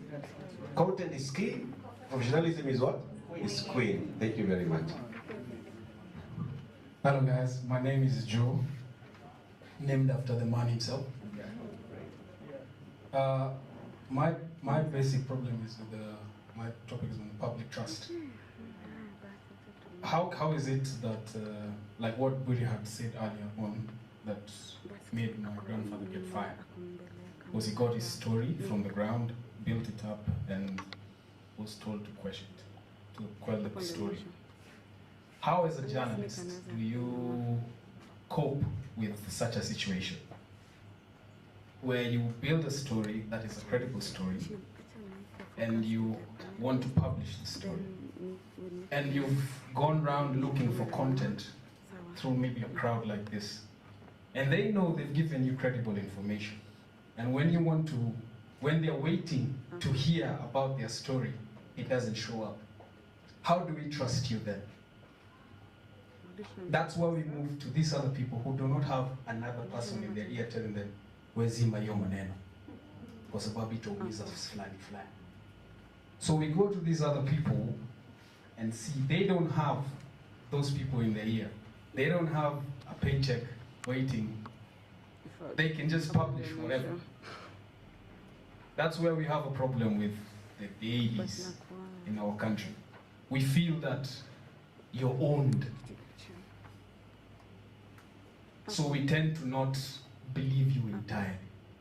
We feel you have a bias towards your story. Some stories will be edited. They will not be raw.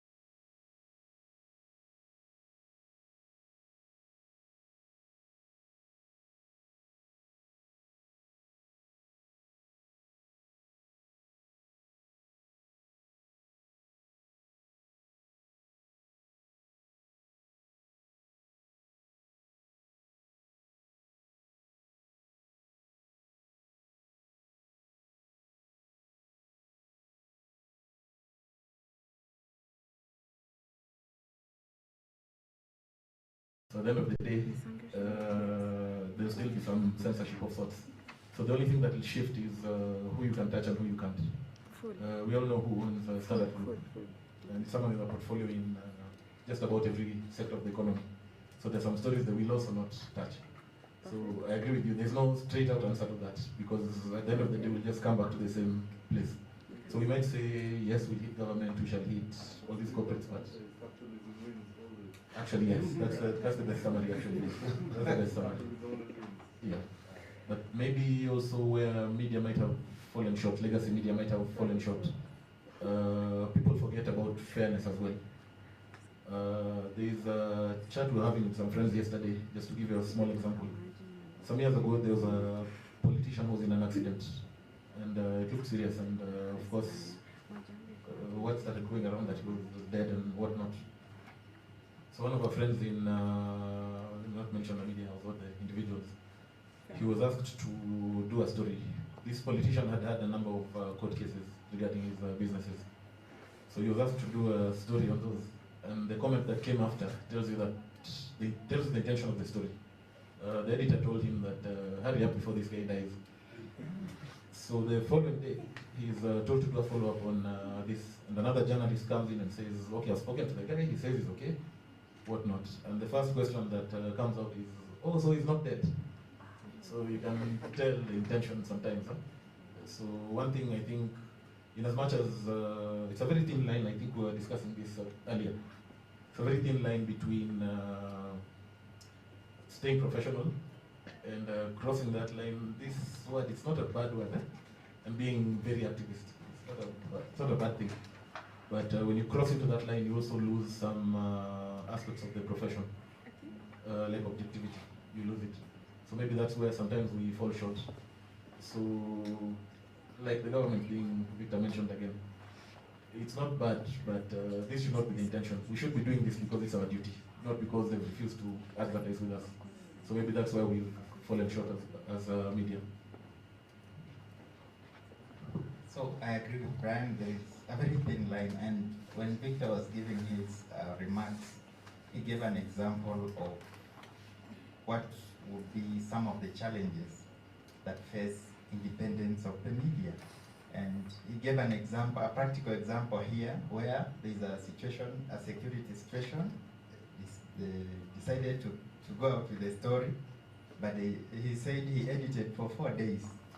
So those are some of the challenges media houses also face, I think, trying to balance between independence, objectivity, fairness, and accuracy. Maybe just to add, some stories are likely to lead into a crisis in nature, in terms of the weight of the story, or if it's an investigative piece and it touches on a couple of different people. So to help rebuild the credibility of media institutions or individuals, most importantly, it will be key to ensure that that story is balanced by ensuring whoever the different voices of people, attributed in the story, they have to be quoted. And I know for media institutions sometimes it becomes difficult if you have people pulling the strings from behind the scenes, saying that story should not be published. If it's for print, if it's for television, it should not be broadcasted. But for some institutions, they try to balance, and that's when Victor, point comes in, when he tried to manage the situation on the ground during that time. So internally as an institution, there's media hierarchy. Like, for example, most institutions, apart from just the journalist who has been assigned to do the story, there's a person he reports to. So before, if it's an investigative piece, you're supposed to pitch it first of all, and they will do kind of background information to ensure you are well supported. And as you continue researching and producing your story, they're in the picture. Are you doing it correctly and all that? So I think for me, the issue here to help sustain or maintain credibility when it comes to such kind of issues, because the top leadership is already aware before you begin working on this story, it's now important, the issue of collaboration that was spoken earlier, to ensure the institutions that are touched on this particular matter are aware that this is what is happening, these are the facts we have found, and we would like you to provide a response in relation to the happenings that are happening. If it goes further and probably the internal team still do not feel like they do not want to publish, I've seen whereby individual organizations now work with sponsored institutions, like now John Allen Nam, who you say is a former alumni of this institution, where he's carrying out Africa Uncensored kind of stories. They now partner and work with such kind of institutions, and by the time he does the story, you'll always find the mainstream media now goes back to doing the story. And that's now where the issues of credibility are coming in. So then how do we empower internal systems to ensure they don't interfere with the accuracy of news, so that then whatever is produced, as long as it's correct, the facts and everything, as Victor has said, we cannot have news published, then we call it fake. Can we ensure that we have buy-ins from the internal managing editorial to ensure they have done the right pitches? If it's the government, I'll give an example. Like recently, the government spokesman was giving a government speech in terms of the current economy and all that. You should go to that page for the government and you look at the comments.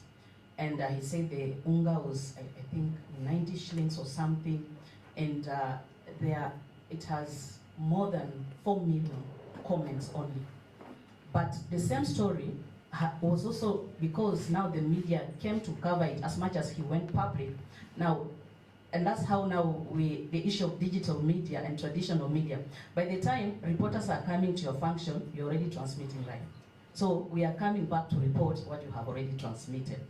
And it gives us an opportunity as journalists now to ensure we verify and now provide, the factual information in terms of, if you're speaking about unga being 90 shillings since the government came in, you have a right to go to a supermarket or any store and showcase what the current prices are. And even during that time when he's giving the press, conference, ask questions. And you see most of the time, sometimes when such functions take place, people say there are no questions, They just say they're not going to take any question. Now the journalist is left to pick pieces from what was said in the speech, then come and make up a story. Okay, thank you. I don't think I have much to add. It has been exhaustive. And I just want to mention that also resources act a lot. When legacy media, they have a lot of resources to do certain pieces, especially investigative journalism, because they can be quite costly and you have to put so much for something that can appear like after 3 months or 6 months or 8 months.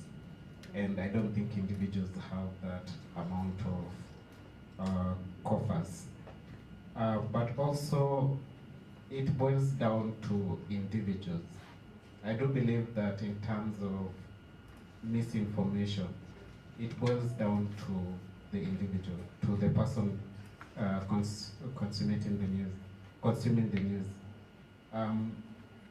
And that boils down to media literacy across board. You don't alienate anybody, so that at first juncture somebody can be able to know if there are gaps in these stories and if I can be associated with them. Thank you. Is there another question? One last one? I'll take one last one. Yes.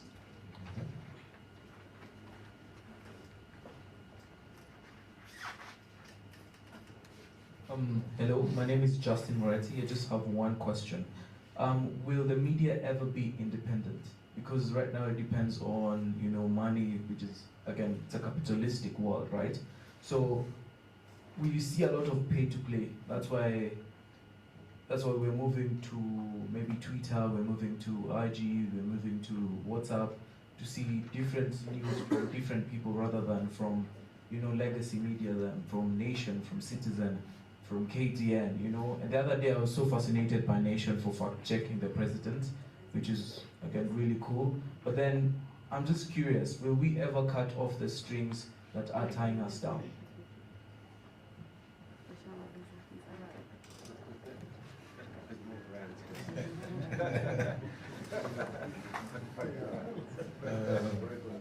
I think there's someone who mentioned that the highest cost is actually not, it's not so much in the production of the content, it's actually the operation costs, the electricity, the rent, all those. If one day we find a solution to that, which it might be coming, because you realize now, in other sectors you notice a lot of people are actually working from home, even with media. In some countries, there are people who just work from home.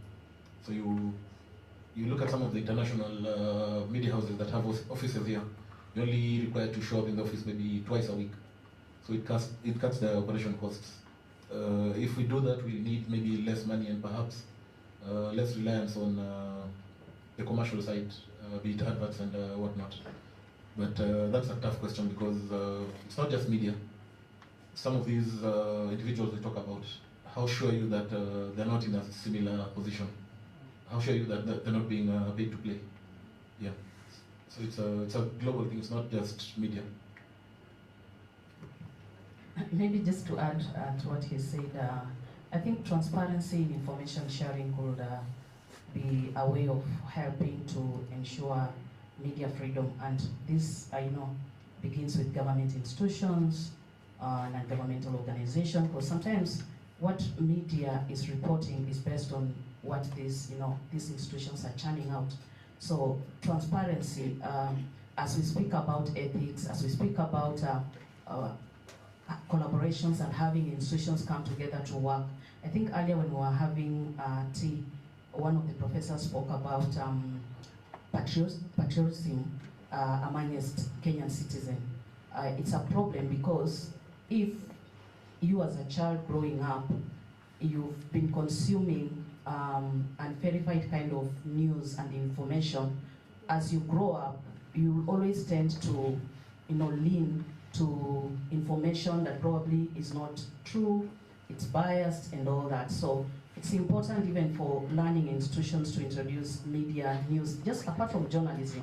It's really important so that people can be, thought in terms of how they consume, the kind of information they receive, so that they are able to, verify, check, but at the same time, digest and be able to make, independent decisions based on the information they have consumed.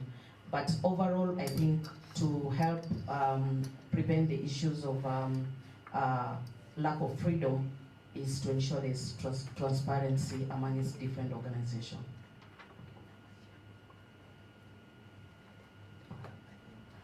I can't add to what Brian has said. I'll just be repeating what he said.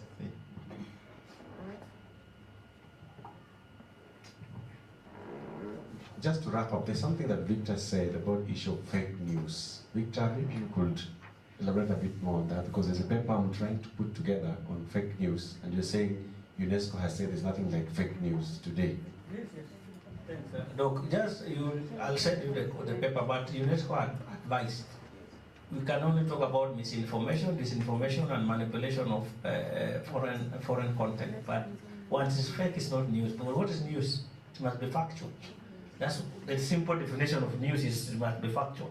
So if it's not factual, why are you calling it fake? It's not news. And I think we are allowing also a lot of discussions within this thing. For us, the code of ethics or the practice of journalism is standard. Whether you are online, offline, whether you are writing on Twitter, whether you are writing, so long as you are in the space where you are producing content for public consumption, whether you are a journalist trained, whether you are remember, it was very deliberate. Why did the government call the Media Council a Journalism Council of Kenya? Why is it a Media Council and not a Journalism Council? Because you regulate the media space. Any person in the media space, not just journalists alone. Because we are aware that there are people like, for example, Pauline Njoroge and others, whose online following is more than a media house. And it's just an individual. How do you deal? Robert Alais, Maina Kageni is huge following online, yet they are individuals. So there's Inspector Mwala, Awinjas, the people who bring this talk show early morning, they are not necessarily journalists. Yet they influence a lot of discussion on how people look at things. Yet they are not journalists. So you can't reduce yourself and say, we're only dealing with journalists. Because to Muhammad here, is lucky his father knew. But to other many people don't know the difference between Awinja, Inspector Mwala, and you, the journalist. They just know Kenya media. What is media? And they even call it what is media. Because to them they have no difference of knowing who is a presenter, they don't have that luxury. So the thing is, we are working towards, and even as tools come, remember, that's the discussion. It's you. You can't give a wrong story and expect a fact-checking tool to help you. It's your basic requirement in journalism to do background check on your stories. To have, when we joined journalism, and I worked in Nation, I was an undercover journalist for 3 years for Nation. As an investigator, the first thing in a newsroom is they ask you for your sources. Do you have sources? The degree and what will come later after you are in the newsroom 3 months. Then somebody will ask you now, HR is asking what is your level of education. But the first thing was if you can show that you have sources. Because journalists, they are not fortune writers. They base their story on facts. And where do you get facts? That's why Joe would say you cannot bring a story of according to impeccable sources. Highly placed sources. The only person you know is how is God. Why did you talk to God? So who did you talk to? Journalistic privileges, protection of your sources. You must, because people used to sit down under a tree and create their own stories and say, according to my sources. And you find out that the guy was quoting themselves. So a lot of these things, and you have seen, I was reading a paper called Truth in the Era of Technology, and that's what I'm saying, talking about. But journalism got swayed, journalists got swayed away that you go now to Nation, you go to Standard, they have an online team where they go to universities and recruit people who have done IT instead of who have done journalism. Because to them they think that because we are fighting online, we just need IT guys. You just still need a journalist, not an IT person, to continue to deal with the issue of the fake things we are talking about. And you read the history of fake news. You remember it was a business. How did the fake news start? University students who had no jobs sat down and thought, how do we make money? That's how fake news started. You remember the history of fake news in the US. It was people, graduates, who sat down and said, how do we make money? And said, if we can start giving these clickbaits, we'll make money. That's why they say, 7 things about Victor Buire. Number 7 will shock you. and they tell you Victor Buire once told at USIU. There's nothing wrong with you. Then they tell you, now number 3 is more shocking. He works at the media council. You know, there's nothing new there. Really. They just play. So it's a very deliberate. Once you understand the basis of how fake information started, remember in Germany, the minister for propaganda, look at what Russia is doing. Media cannot compete with others. Media should just remain in giving factual information. That's your business. The biggest business. And Kevin was saying that consumption of news is going down. By the way, news during our time was 30 minutes, you remember? 9. Right now, how long? News is taking 1.5 hours. So how is news reducing? 30 minutes on news, 12 minutes, self-promotion, 7 minutes, self-adverts. So news now, you start watching at 9, it ends at 10 something. So how is news reducing? So some of these kind of statements we are taking, if you go into factual, you find that the things we are saying is not what's happening in news. But like he said, why would, for example, just using Lillian Muli come? Because you used to watch news at 7 and 9 automatic. You didn't need to be prompted. But right now, somebody must come, catwalk, and there are news at 7. Now, even the presenters have become products of news themselves. They must come with miniskirts, showcase. So are we watching news or are we watching you? Then the issue of promotions. Why are media houses taking serious reporters, people who have gone to school, to go and dance on lorries? Promotions. Meet our presenters. So you get visitors stay dancing dangerously in the villages there. So you're wondering, what has that got to do with news that you're employed to do? Why are you making journalists to become products? And these are things we have asked news. Why are you turning your reporters into products of sale? So that, did you employ them because of their dancing skills or their journalism skills? So these are things that journalists must also ask themselves. When you ask, like now the gambling things, you ask, why would, and they tell you they are being given commissions. Melodies is when they're doing those promotion of, they're given promotion. Yet studies are showing these things have pushed our journal. The leading now products on radio is gambling, followed by Muganga kutoka Tanga na Tibu Makukimu. Yet they have no journalistic value. And one of the things media council and others have failed is to ensure the advertising code of conduct is adhered to. Because adverts must also meet the same standards. But we allow people to say that they're even now writing a story about HIV. HIV scientifically has no cure. Everybody knows. But some of adverts classified in the other one was even talking about we fix government tenders and corruption. You know, somebody's advertising in a national newspaper. and this goes.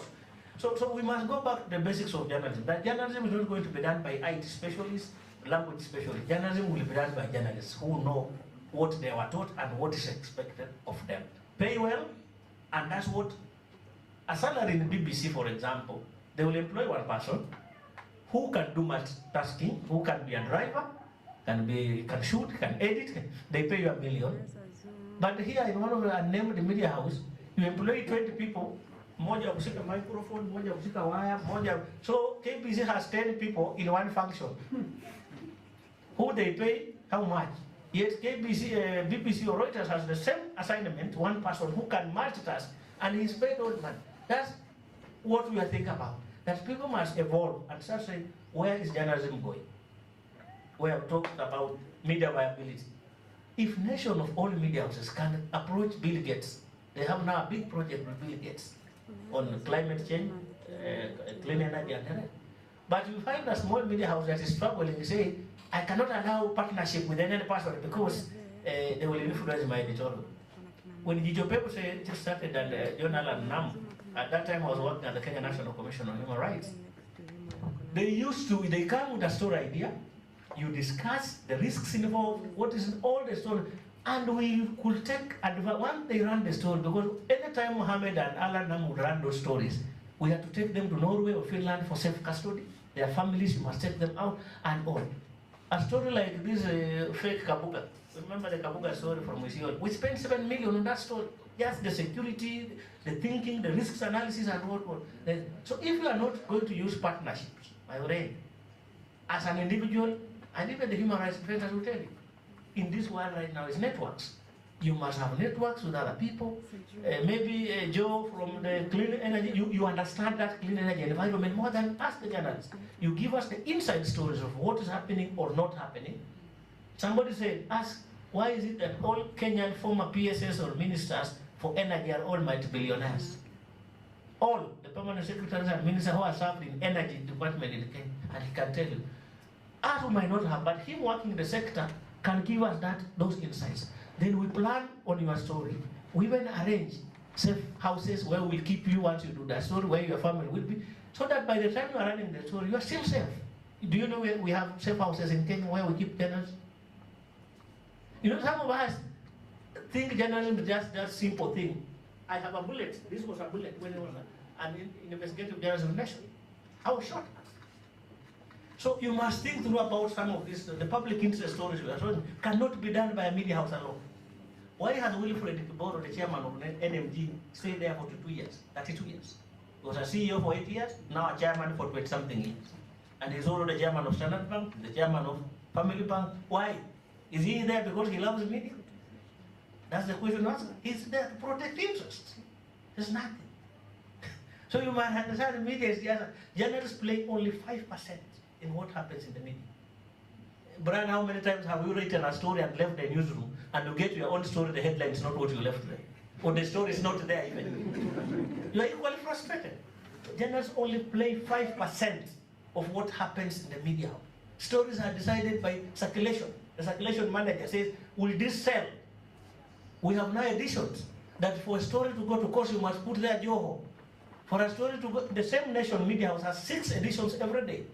In Nyanza, it must be Raila, whether he's going to get AU or not, but Raila must be there. People will buy. For Mombasa, for Rift Valley, you must put there. For now, Molema, you must put there Rigiji, whether you have it or not. So that journalism is no longer journalism that we were taught. It's now journalism. Why are people who are doing news editors being taken to either Strathmore or Harvard to do business and not masters in journalism? Once you reach a stage of a news editor with Nation Standard, you are taken to Strathmore to go and do business management or Harvard business study. Why not journalism? Wow.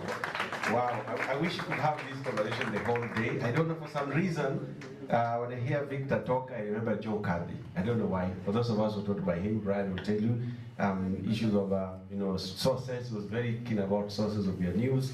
Of course, we're talking about ethics, issues of objectivity, accuracy, fairness, balance. Guys, thank you very much. It was really nice being the moderator for this session. I know time is not on our side. I want to give back the microphone to the MC. Thank you very much, folks.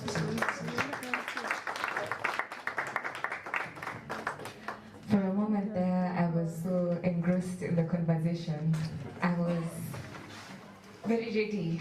So the way you get charged up and you're like, I'm ready, let's take this. And I think a few things that I have rather picked up from that session is, or rather, this is actually a question I kept asking myself, is as we move to the new digital age of journalism, how can we move from a capitalistic approach that ends up, which at the end, a capitalistic approach will end up hurting our ethics, And how can we be more objective while protecting ourselves? And I think what this was coming about was, I was just thinking about how sometimes we're all passionate about something, and that's how we become, you want to investigate an issue. Let's say you're a human rights defender inside. You believe that people's rights should not be infringed, and you want to do an investigative piece, but you go to your editor and they tell you, hey, if you touch that story, it is in partnership with this person, just kill it. But then in your heart you're like, no, something's not right. It doesn't sit right with your soul. So I think as we think about all that, and even us new age journalists who are coming out, how can we be more objective and not be money-minded? And at the same time, not be hungry, but strike a balance between objectivity as well as keeping yourself afloat. And I think as we think of that, we can move to our next segment, or rather the next panel, which is on safeguarding democracy through investigative journalism. And our moderator is none other than Nikki Shilingi. Nikki Shilingi is a versatile media personnel, digital broadcaster, content innovator, peer practitioner, sorry, my Kikuyu is showing up, and then also a student at USIU. Welcome, Nikki. Thank you so much. Good afternoon, ladies and gentlemen. My name is Nikki Shilingi. I am a student at USIU Africa. My major is in journalism. I call myself a versatile media personality because I feel like, I believe being a media personality, you have to have more than one skill to be professional and credible. I am also a digital media presenter. I'm currently the head of USIU Radio. Woo! Yeah, I'm giving myself a pat on the back. And we're going to kick start our programs in January next year, 2025. I'm also a PR specialist, as I also double major in PR and broadcast. I'm a public speaker and a visual storyteller. Thank you for this opportunity. Thank you for taking time out of your day to instill more knowledge in us as students. And I feel like thank you for even giving me the chance to be a moderator. I was reading the bios and the professionals I'm going to call in front right now as we go through our next panel session. And I just feel like our students here at USIU Africa, we have so much to learn from. I was just reading the credible professionals we have. And let's be open-minded, let's be transparent, let's be professionals, and it's an open and a safe space, so it's going to be an open discussion. Feel free to raise your hand, the microphones will keep going around. Our first panel, our first professional, first panelist is, she is a distinguished journalist and editor at Standard Media Group with a track record of impactful storytelling and editorial leadership. Her dedication to journalistic excellence echoes through Joe Kadhi's commitment to elevating standards in media industry. Ladies and gentlemen, let's welcome Ms. Laura Chebet Birir. You're welcome. Please take a seat. Get comfortable, because I feel like this next session is going to also be hot, and please be open-minded as what I said, and we're going to be asking you some questions, and I feel like as professionals you'll be able to give us the right answers, and we'll also be guided into becoming more professional journalists. Our next professional, our next panelist is. He is a seasoned editor with Nation Media Group. He is currently specializing in investigative reporting and special projects. His work delves in complex issues, uncovering stories that demand accountability. and reflect investigative rigor to Joe Kadhi's championship throughout his career. Ladies and gentlemen, let's welcome Simon Shuri. You're welcome, thank you. Our next panelist, he's a human interest storyteller with a strong focus on health journalism. He contributes to organizations such as Radio Netherlands Worldwide, University of Maryland, Baltimore, Circle Innovation and Emmerich Healthcare and Life Sciences, and is also an alumni of USIU Africa and a former student of Joe Kadhi. And ladies and gentlemen, let's welcome Mr. Anthony Okoth. He'll also be telling his contribution and passion for impactful storytelling with a commitment to delivering insightful content in the health sector. Last but not least, this gentleman is an award-winning journalist with over 20 years of experience, including roles at CNN, and a journalism lecturer at USIU Africa, a former director of communications at Siaya County. Sorry, I'm learning a couple of things on the go. But he's an expert in broadcast, journalism, strategic communication, and multimedia production, with a focus of shaping public opinion, policy advocacy, and educational excellence. Ladies and gentlemen, let's welcome Mr. Boniface Odinga, one of our professors. You're welcome.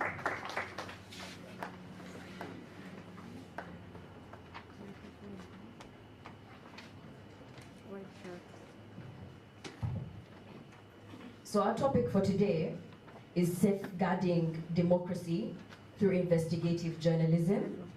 And with all the professionals we have in front and also in the audience, it's going to be an open discussion as we learn and continue to break down and understand what it means to be a journalist.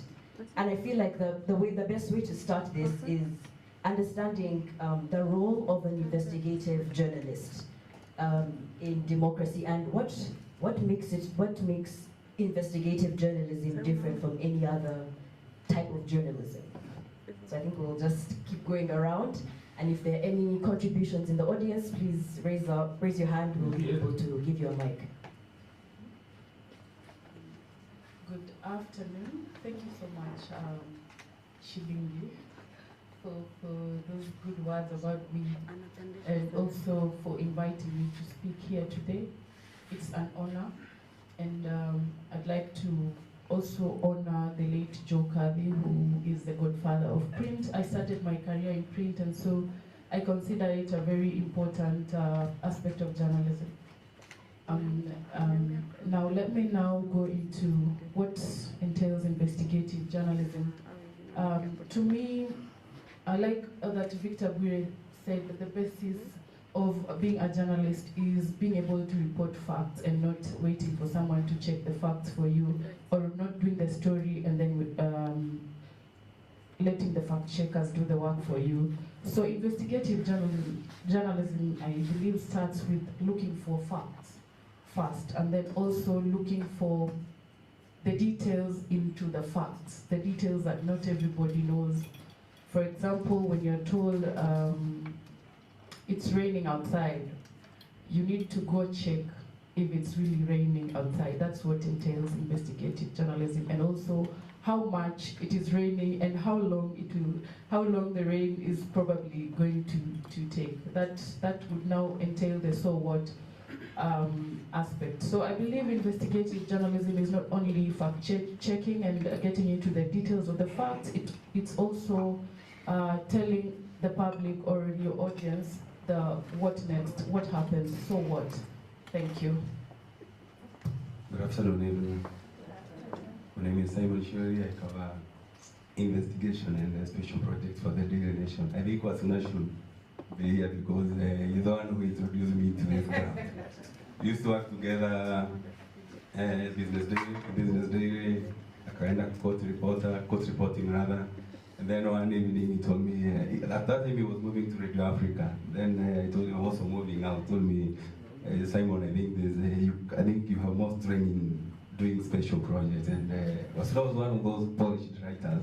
Alikuwa naenda kotini asubuhi, headline yake hata kama amekuja saa 10 ndio headline ya Business Day kesho. Brilliant guy and a very nice guy. So I believe investigative journalism is about telling the truth that most people don't want to be told. It's about that uncomfortable truth that most people would fight that story doesn't get out.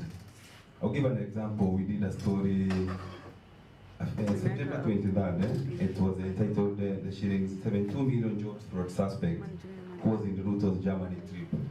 So your president is outside the country looking for jobs, but is accompanied by fraudsters. And so this is a guy we had investigated for 7 months. And so Adisia calls you and tells you part of your sources that this guy is in the president's entourage. And then I remember I called him as soon as I told him this story, I know it will bring problems. If it doesn't problems to me, my sources will be in trouble. And true to that, when we splashed the story, the DCI thought that the executive, the powerful guys in the government thought that my sources, because they could not reach me, they had the IOs who were investigating this guy, who had even afforded the funds to the old DPP for the prosecution. All the men were transferred to Masabit. One to Moyare, the other one to nearby forest. You can imagine, because of one story. And these stories, they require courage. You don't just report a press release. Basuna can tell you he has been to this craft that investigative stories you don't pitch in public. Because when you pitch that story, you can be assured you are the story, one you have to go. It has happened so many times. We also did a story even before people started saying that President William Ruto had not delivered in his manifesto. We did a splash, they used me, that woman who was used as a front to woo more people to vote for the government. And what happens when you did the story? Government apologies, they created hashtag fake journalists, they plaster your photo there. But you see, they challenged us, produced the photo that this woman had said so. We produced the video. NTV ran that story at 7. Then what happens after that? The woman is called, she's coached, she dissolved her own interview. These are the kind of stories that you pursue because you really love to do so, but you have to tell the truth. I would say so far now. Good afternoon. I'd just like to echo what Laura and Simon have said about investigative journalism, in that it's the bravest form of journalism. It's the journalism that puts you most at risk, because as has been said before, you are at the greatest risk of personal and professional repercussions for telling the truth that is uncomfortable for a lot of people, especially for people in power. It's also predominantly about, this is going to sound very boring, but it's mostly about the 5 W's in H. Who, what, where, when, why, and how. Because if you're able to do that, you're able to give the context that's necessary for a story to be able to carry. Yes. Okay. Good afternoon, everyone. My name is Bonnie Odinga, and let me fact check myself. Nikki said that I worked at CNN. No, I won a CNN award, so let's just fact check. Sorry about that. Yeah, no, it's fine, it's fine. So thank you very much. I think if I were to think about the differences between ordinary journalism and investigative, ordinary journalism, like Buira was saying, involves reporting on facts and usually the run-of-mill kind of stories that we have every day. Investigative journalism is about uncovering hidden truths, and usually it's what hides in open view. Usually a lot of things are happening and we don't know. For example, the whistleblower on the Adani airport deal, that was something that was just passing under our noses and we wouldn't have known, but now an investigative story is more in-depth, well-researched, and it tries to sort of like tell you what power is doing right in front of you without you realizing. And the risk of investigative stories is that usually they're very, for the rank and file, they find it boring because it's so detailed. For example, if you're talking about someone stealing 50 billion Kenyan shillings, most people don't know what that is. So you have to sort of like try and illustrate it by using ordinary things like, how many schools can we build with 50B? Loaves of bread wouldn't work, but if you talk to people about how many loaves of bread you buy with 50B, you didn't tell them that we can buy for you, every family in Kenya, maybe 5 loaves of bread for the next 20 years. So I hope I've not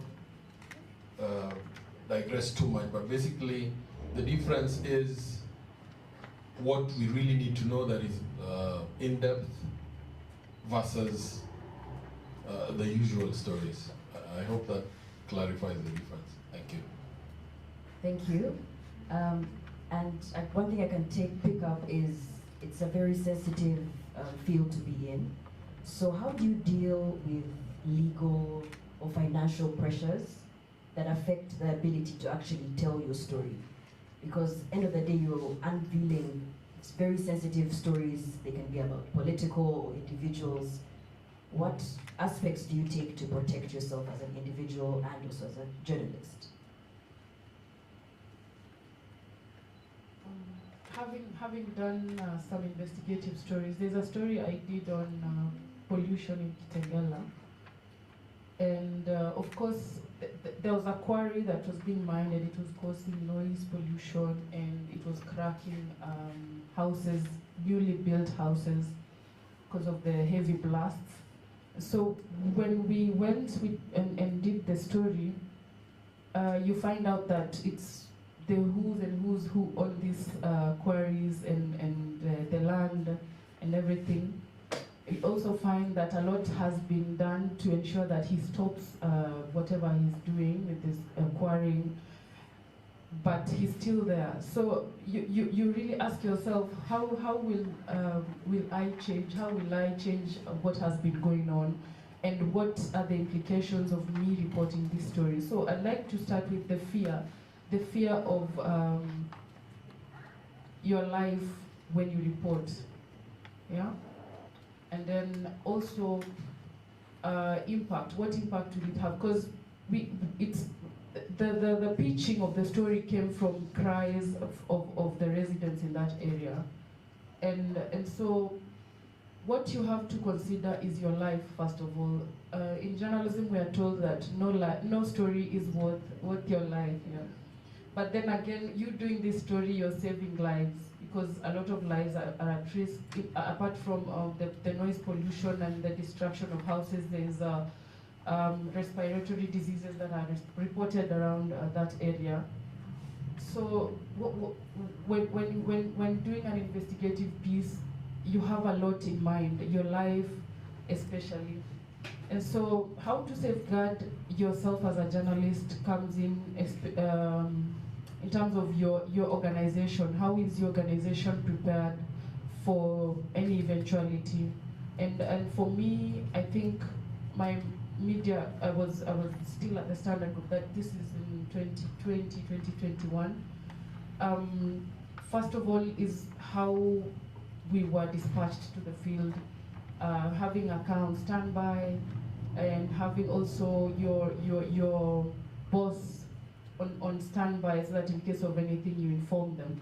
So for me, on that story, in as much as I was not threatened, I was told that the sources were at risk. So then we go to how do you protect your sources when covering an investigative piece. That's number 2, your life, your sources, and your colleagues as well.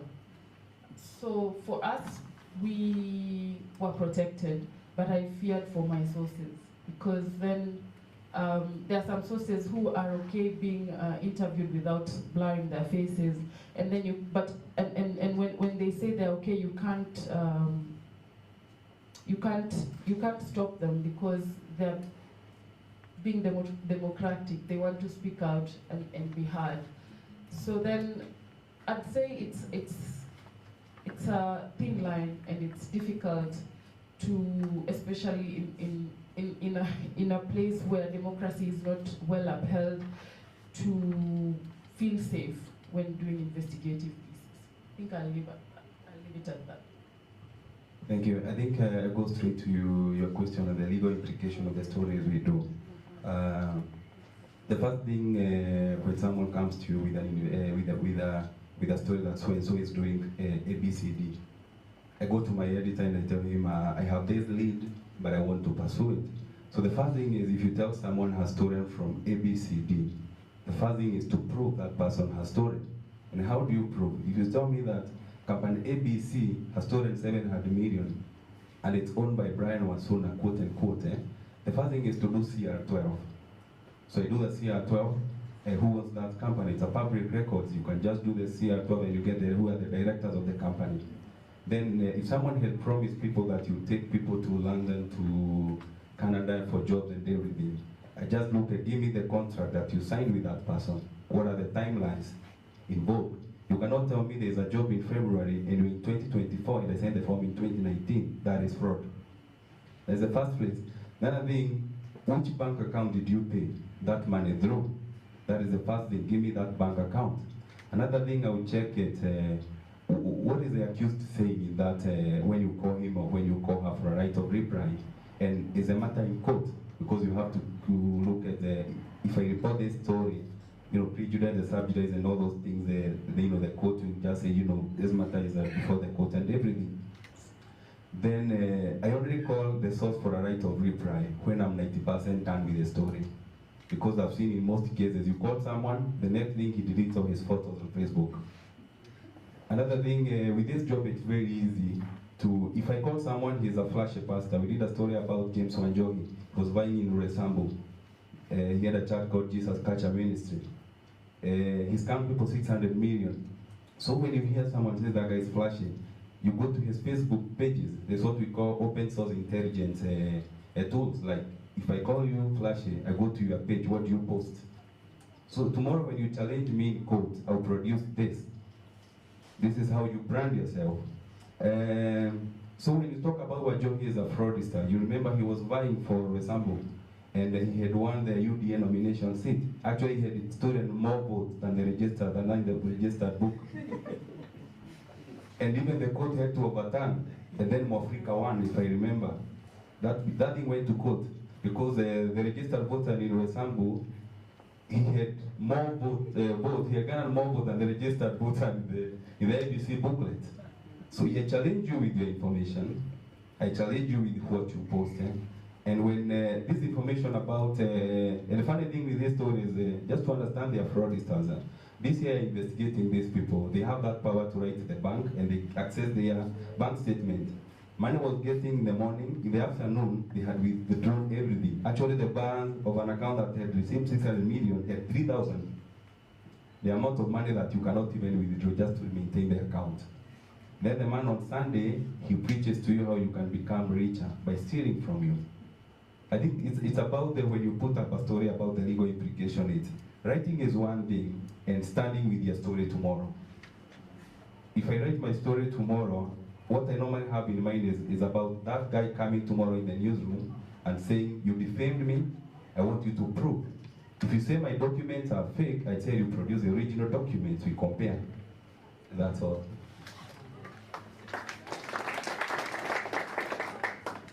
With regards to protecting yourself, I want to touch on the personal aspect and then now the professional aspect. The personal aspect is about what your principles are as a journalist, as a trained member of the media, and what it is you're willing to stand by. Because there's an inherent risk, whether it's managed or not, in any investigative journalism work that's done. You need to be able to stand by it as a person, as a professional, and as a human being, and say that this is what I believe in, I did this as well as I could, and I will try to manage the repercussions as much as possible. With regards to professionally, what we said about your networks, because now we've also transitioned into a point where we have a lot more independent journalists. But there's a lot of things as an independent journalist you won't be able to do, just because the level of networks that's necessary to safeguard you from some stories you might not have. But that doesn't mean that you don't have access to these networks. There's a lot more people willing to work with you than you think. So because you see, like someone like Nelson Amenya, who was highlighting Adani, he's been able to safeguard himself from a lot of the repercussions. There's been a lot of targeted hits on him, on his character. They've tried to block his bank account. But because of the way he was able to set up his networks before he came out with this story, he's been able to protect yourself. So you should never understand the inherent risk of what it is you're trying to do, because you can't go into this notion and know the risks are. Because especially if you're doing something that is going to highlight someone who's powerful in a negative light, you need to understand that it's very risky. There's a reason why people don't do this thing. And there is a reason why the people who do it, like they're very, like if anybody here has ever been in a Kadhi class, he's very bullish about what it is he's doing. Because you have to be the person who knows, like, this is the thing that I'm doing and I understand what the risks are, and I'm willing to do this despite knowing what it is that's being done and despite the personal risk to myself and my profession.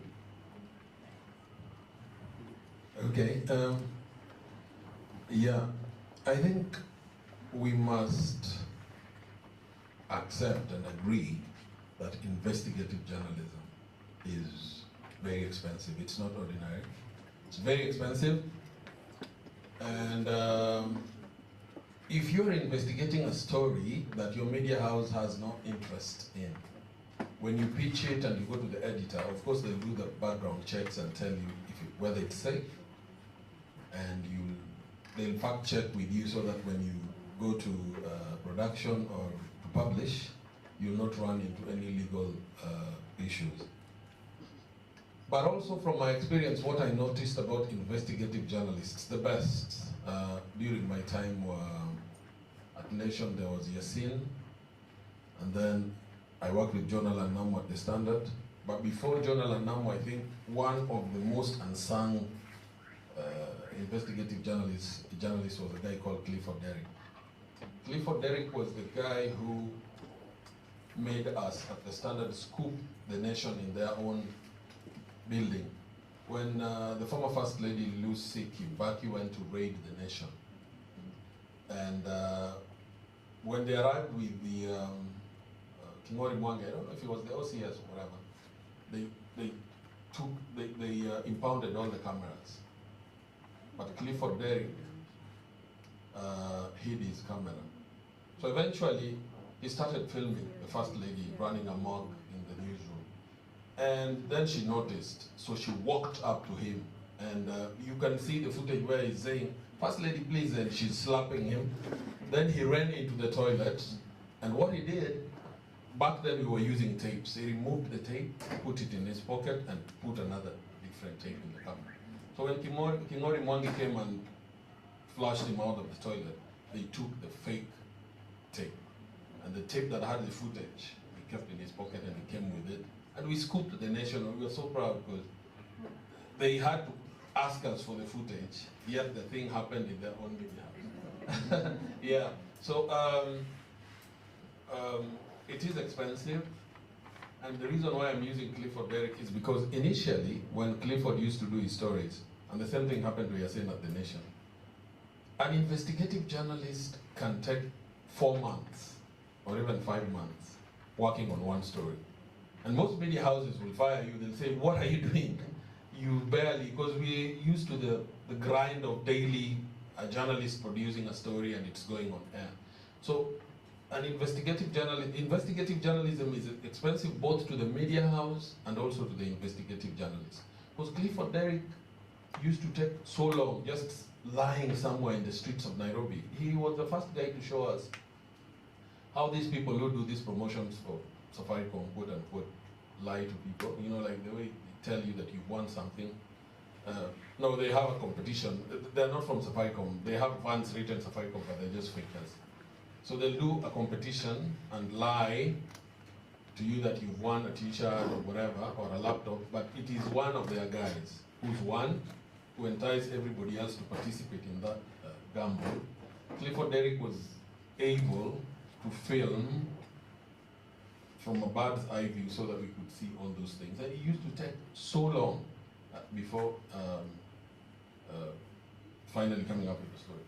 Then, in my experience, another thing I've noticed about investigative journalists, and these could also help safeguard against legal issues, they maintain a professional distance. A lot of the journalists who work in the newsroom who are doing the usual political stories have a very close relationship with the politicians, and they're always rubbing shoulders. In that way, it makes it very hard for you to do an investigative piece that exposes these politicians. So, good investigative journalists must maintain that sort of like professional distance. Like Jonah Lanamu, despite the fact that we've done so many political stories with him, naturally he maintained a safe distance from these politicians, so that when he does a story, because they also call you, they can call you and ask you, hey, why are you doing this? They can tell you, come and let's meet and we talk, and they kill you. But media houses also have their own interests. Like we were saying that if they can't handle a scandal, the nation of course would do it. I remember one of the first stories that Jonah Lanamu and Moha did on car tracking. I don't know if you guys remember it. The rogue tracker. Yes, yes. The rogue tracker, actually, I think Gideon Moy, who was one of the owners of the Standard Media Group, had a car tracking company. So they used our investigative journalists to discredit the other person as a rogue tracker. So we live in a dystopian world. We don't live in a utopian world. To answer that question that this guy was asking, that will we ever have a situation where the truth is represented? Because you don't, the truth does not set you free in real life. Haven't we all realized? We all know that story of the naked emperor. Yeah?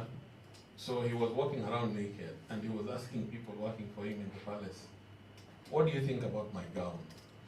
And because people, you know, because if Ruto asks you, what do you think about my kaunda suit? And even though you hate that kaunda suit, you can't tell him. You'll be like, hey, Your Excellency, please take me to your tailor.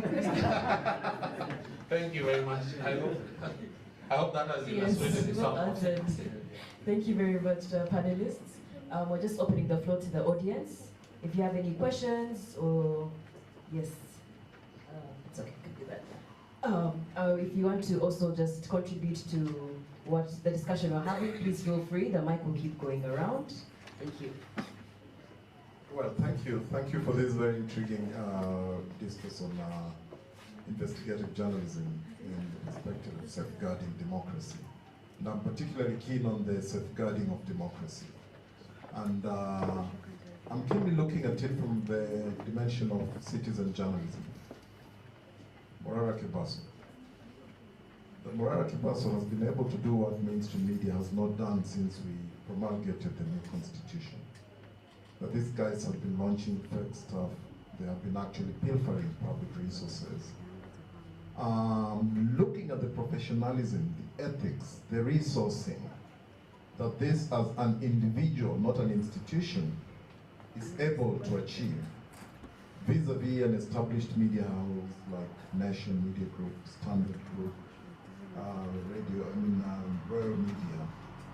Why that disconnect? That is the investigative journalism that is being handled by legacy media safeguarding democracy, or it's poking holes in democracy as we know it?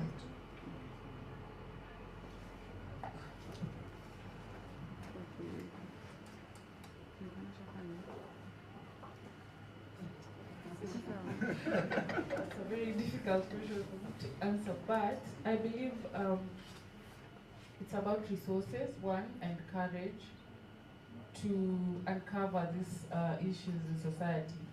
And so I'd say people like Morara have that courage. It takes someone to be courageous enough and bold enough to do such, to do what Morara, for example, is doing. I don't know if he's gone silent of late, and we all understand why. So I think, yeah, it reaches a point, just like he said, the truth does not always set you free in this current age. So I'd say many of us, based on the fact that no story is worth your life in the media house. And so if, for example, as a reporter, I go pitch that story and say, I want to go and cover every project that the president has launched, yeah? And I tell them that I need this and these resources. Just like somebody talked about capitalism, you know, these media houses are owned by people who have interests in politics, for instance. And so when you say you want to uncover such a story, you will have to wait for approval from, you know, above. And you end up, even though I really want to cover that story, there's a line I can't cross, unfortunately. And so then we end up leaving it to independent journalists or citizen journalists. And I'm not currently a citizen journalist, even though I believe that what Morara is doing is the right thing, and it's what needs to be done by every journalist in this country. I think I have a different opinion on that. When you look at Kebaso is not popular because of the project he has exposed, the government has not delivered. He's more popular because of his tone and wording in the presentation of news. We may differ on that, but when you look at the whole thing, if you look at the nation, they have been doing stories about the promises. In the run-up to the 22 January election, you remember, Osuna is here, can attest, John Kamau, the kind of stories he read. The government sold you hot air for ABCD. You paid this for forest, and you remember all those, even people created billboards using those kind of, you remember on social media. I think when you look, if you play that video of Morara Kebaso, I appreciate he's doing a good job informing Kenyans on where the government has fallen short in ABCD. But the tone and the wording that he uses, if nation uses the same wording, tomorrow will be sued for defamation. But we can tell the same story in a different way by informing people this government is not doing it right. Click his video and see the comments below that. Sometimes you publish the story, you have to log the comments because people are commenting on your platform. So you are the enabler, you are the one who is giving the platform. If your story was not there, they wouldn't have defend you. It's like Mr. Buria said, and we had a training, editorial training we had. Someone says there was an old photo that was going around that I don't like mentioning names. Number one had done ABCD. So our legal officer was telling us, you say, NTV went up and said this clip is fake. But by fact checking that clip, you've already defamed someone because you are saying what the original overhead said. So why fact checking something that you know is already wrong and you're informing us? You get what I mean? So it's like saying so-and-so has written ABCD is a fraudster, but he's not a fraudster. But so-and-so is saying your platform is bigger, the credibility is higher, the tone and wording of that story will inform someone and you know, give someone an idea of how to sue the same thing. So I appreciate Morara what he's doing, but what if nation uses the same tone and wording when we are trying to tell people where the government have fallen short? With regards to whether journalism is safeguarding, or disconnecting, it's a bit of both, because it would be disingenuous to say that legacy media is not championing investigative journalism. It's just that, as we've said, there's limitations to it, which is why this is a fantastic space to be in, especially if you're a media student and you're graduating, because evidently now there's a very big niche for someone who is trained as a journalist, who is able to take these stories and pursue them with the journalistic integrity and laws that they have learned. because as Morara might not be a trained journalist, but at least he's very interesting. So now can you marry being interesting with telling the story that needs to be told, so that you can cover the stories that traditional media houses can't cover? Because there's a niche for that everywhere in the world. We've been told media houses are not hiring more people, but you have the opportunity to be now your own employer. Be able to fill the gap that's been left by legacy media and all these other media. By leveraging your skills, then create networks, leverage your networks, and then I'll be able to do what is necessary to push journalism forward. Yes, it's a tough question, kinda. And since we are celebrating Joe Kadhi's legacy, let me say that while I was at the Standard Group, I also got the privilege of being trained by Joe Kadhi. And I think what we must appreciate about him and other like-minded journalists who emerged or who left a legacy is the extreme courage that they had. Because not all of us can have that kind of courage to take on power head-on, because there are consequences. On to the question. I think because of flack, when you report against government, for example, we all know what has happened to the media. Summarily, let me say, when Uhuru Kenyatta became president, he said they started punishing the media and the NGOs, together with the current president. They said it is the media that took them to the ICC. It is the media that sort of like amplified, amplified their indictment. And so he hit hard on the media and they withdrew government adverts from the media. Then now when President Ruto comes in, he also says that it is the media that was highlighting how Uhuru was frustrating him. And so even him, he moved further to remove more government adverts from the media, and they created the MyGov, and so on and so forth. So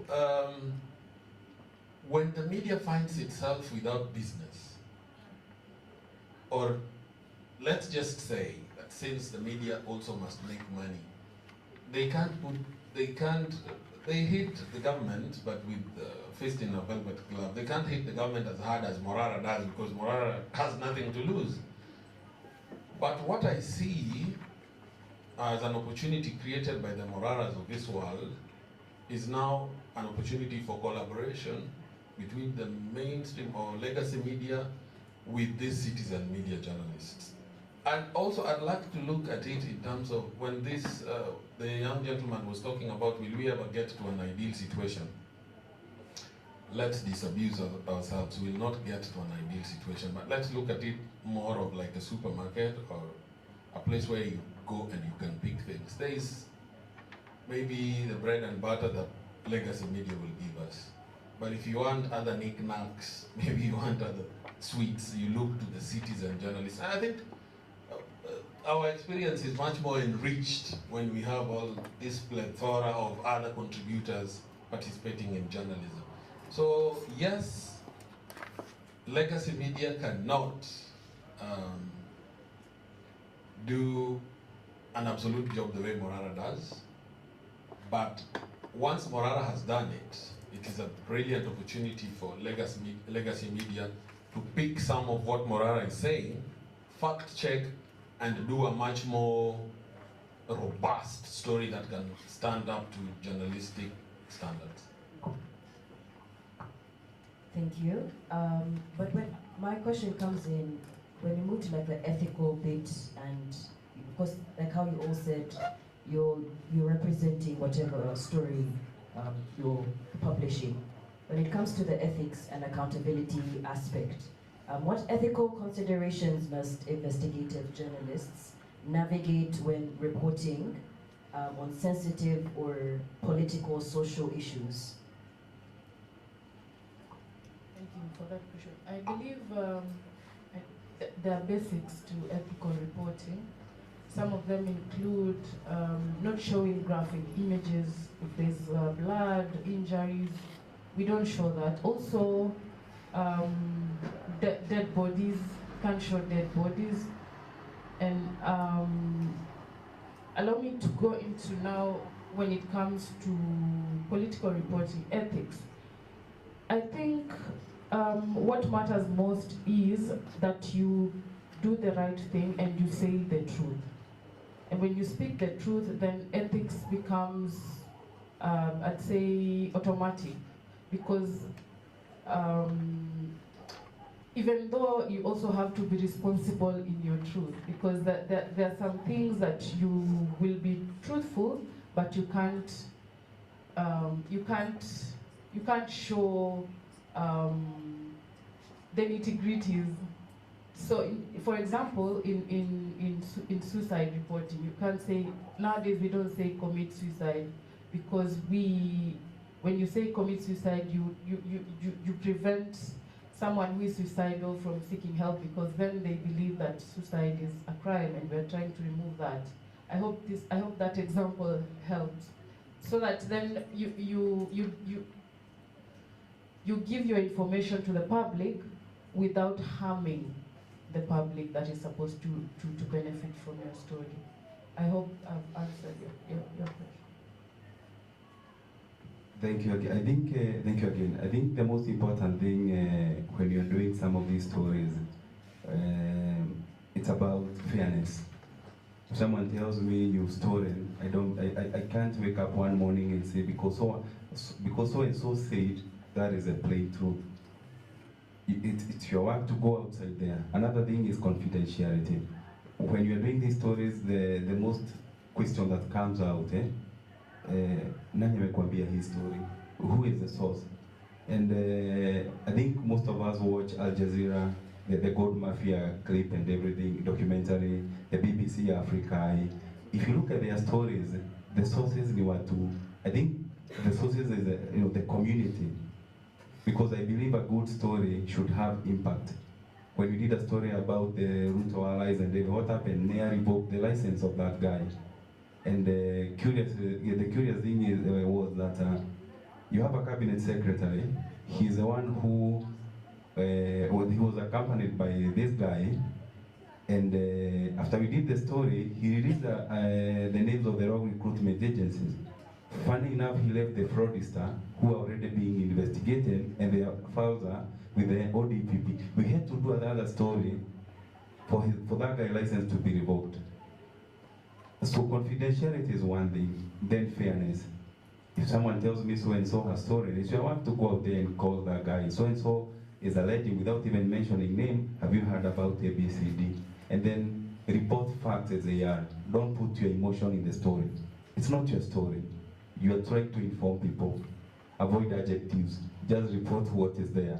And then you try to balance the story, and then you monitor the story. Also, you have to be very careful on your sources. Verify your sources. That is the most important thing. And the last one, I noticed that Brian can tell you, I keep referring Brian because he's the one who introduced me to this thing. You do a story, the following day people start calling you. I want to give you more of this story. When you tell them you meet at the Nation Center, they don't turn up. So it was a complete setup. I want to touch on informed consent for when you're getting your investigative journalism pieces, because there's a difference between general consent and informed consent. Informed consent goes a step further. You tell them what the risks of this could be, because it's important, even if you want to get a story, it's important that everybody that you're talking to for this story understands what the risks are. If that means that then you lose that source, that's a sacrifice worth making, because you want someone to be comfortable with the risks that they're taking. In the past, what has happened is there's been instances when someone will ask you to contribute to a story, to be a source for a story, but they don't tell you what the risks are. And they don't have the infrastructure set up to be able to safeguard you from the repercussions of you contributing to this story. So it's important, whenever you're talking to a source, tell them exactly what it is could happen to them. So that when they are doing this, tell them your limitations as well. If you're not able to provide protection, etc., etc., tell them this so that they know the situation that they're getting themselves into, and they can do this, they can contribute to this with an informed mindset. Yes. I remember one of the things that I loved when I joined journalism was we were told that the role of journalism is to afflict the powerful and to empower the afflicted. At times, in afflicting the powerful, we go overboard in that enjoyment. It's just like, for those of you who are Christians, in the Bible they say, when Pilate asked the crowd about Jesus, and they were like, we want that guy, let's kill him. We in journalism at times get to a point where we overdo kicking power in the ass, you know? I watched Citizen TV the other day when someone had called about someone who was supposed to be done for dialysis. And he'd stayed in hospital for so long and he was nearly dying. And so they raised alarm and that person was treated. So when people were calling me the same, at least I saw the news anchor was telling them that no, ever since we made the complaint or ever since we highlighted that situation, it's been resolved. A lot of people don't have that kind of fairness. Yeah, because even if, let's say for example, someone in power has done something and is apologized, or you found out that now the situation is being rectified, we enjoy punishing people, and rightfully so, because people in power also abuse massively their privilege. But in the ethically, fairness, be fair, be accurate, be responsible. So long as you follow those canons of good journalism, you'll be in good stead. And fact check, at least when you're given a complaint by someone about somebody, you need to do the rightful thing of checking and also giving the other person the right of reply. If you look for the other person, if it's government, for example, and people are complaining about something, and they've started dodging you, you can say that we reached out to them and we were unable to get them. Yeah, so there is that element of enjoying, because we say when it bleeds, it leads. In journalism, and even me, I'm guilty as child. I enjoyed kicking ass, power, you know, like doing a story against people who are in authority when they go overboard. But you must sort of like exercise some sort of fairness and restraint, and ultimately I think that's the ethical consideration. Thank you. Thank you to all our panelists. We're opening the floor to the audience if you have any questions. Oh yes, we love an engaging audience. I don't know if you can help me. Just take the mic around.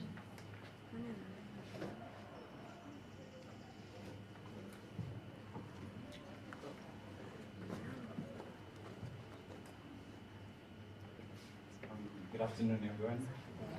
My name is Jason Juguna, and so to my question, I can imagine that putting your life at risk constantly must take a toll on you. So I'm curious to know how you make sure that your mental health is in check despite being dealing with every day. Can I go first? Okay.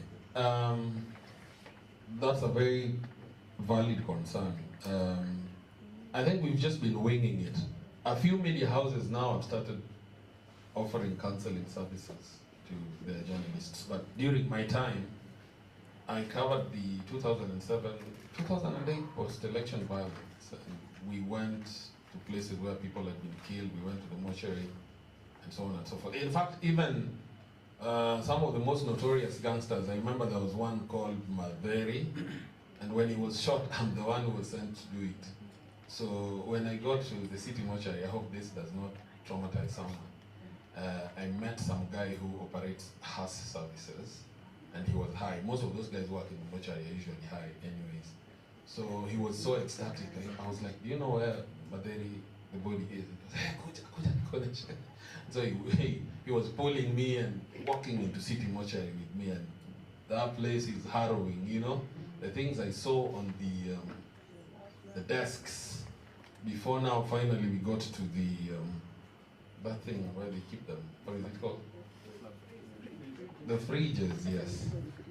And so the mortuary attendant came to open for me.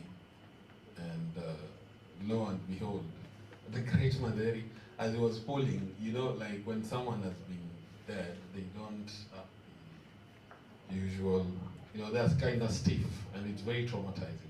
So, you know, they were showing me all the places where he'd been shot and I was just like, yes, yes, yes, yes, I've seen. But I just wanted to get out of there.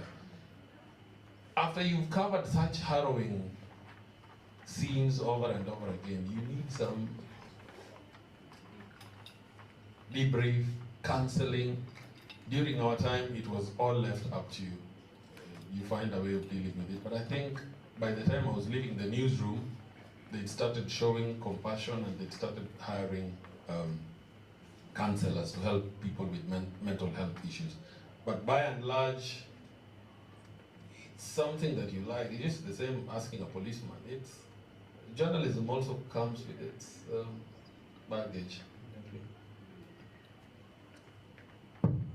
I might not be the best person to answer this, so I'm going to defer. These stories we write about them, we don't write them we love these stories.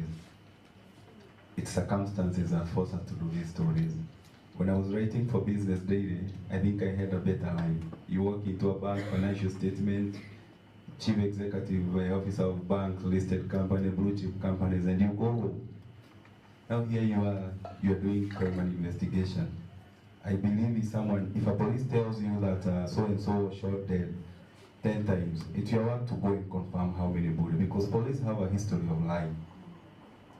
When a police source calls me, I doubt his statement 2%, because maybe he has a narrative that he wants to put ahead. 2 gangsters who are the most wanted have been shot dead. Most wanted, where is that report that this guy put up? Let's look at their history, because sometimes I feel we victimize victims because of police statement, and DCI use us to push their narrative. So I remember one story we did, he was called Sadil Shah. Sadil Shah owned a piece of land, 400 acres near Darugo. One day, it's called Darugo Investment or something. So he was in a company of late Michoki's son. Investors wamekuja, wamepelekwa kuona shamba. The cost of the land, the value of the land is around 3 billion. So when they are wakitoka hivi, a guy pulled up with a motorbike with a pillion passenger. Remember, Mishoke's son is guarded by a VIP guard. The 5 other investors were armed. So how did one guy with a motorbike pulls out and shot dead one person and he dies? Doesn't make sense. But the police want to go out with a narrative that so-and-so was a hardcore criminal, so-and-so just pulled out of the moon and then he... So when you put up story, you call the DCI, they want you to push a narrative. Before I come to the mental part. Then after we done the story, a call comes. Hi Simon, my name is so-and-so, I want to give you the bigger story on this. So you go to the DCI headquarters, you inform your editor. Then umekaa chini, 2 people turn up, 3 people turn up, then a meeting that was supposed to meet 1 person, you're meeting 5 people. So they're telling you, we want to understand who is the source of your story. The first thing is, as long as we talk about mental health and everything,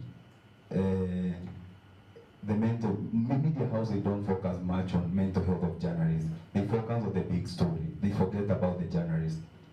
That's why you find out that most journalists, crime reporters, if they're not drunkards, they are not sober. Most of them. It's not a good thing, because the kind of things you see, the kind of post-mortem report you see, the kind of images, if I pick random one of it, 20 mortuary, so we just want to confirm whether he was shot there 10 times. Hakuna mtu anaweza pita hapo kwa mlango. So mental health is a big challenge. It's a big challenge, because at the end of the day, when you go home, you're husband to someone. And then I believe that when you go home, kazi yangu ya kuwa journalist inaishianga kwa mlango. So nikiingia kwa nyumba, I'm not a journalist, I'm a husband to someone. Because mental health is a key, it's a big problem. Because what you see right now, and then you're also a human being, as long as you want to put the story forward. It's a big, that's one you cannot lie.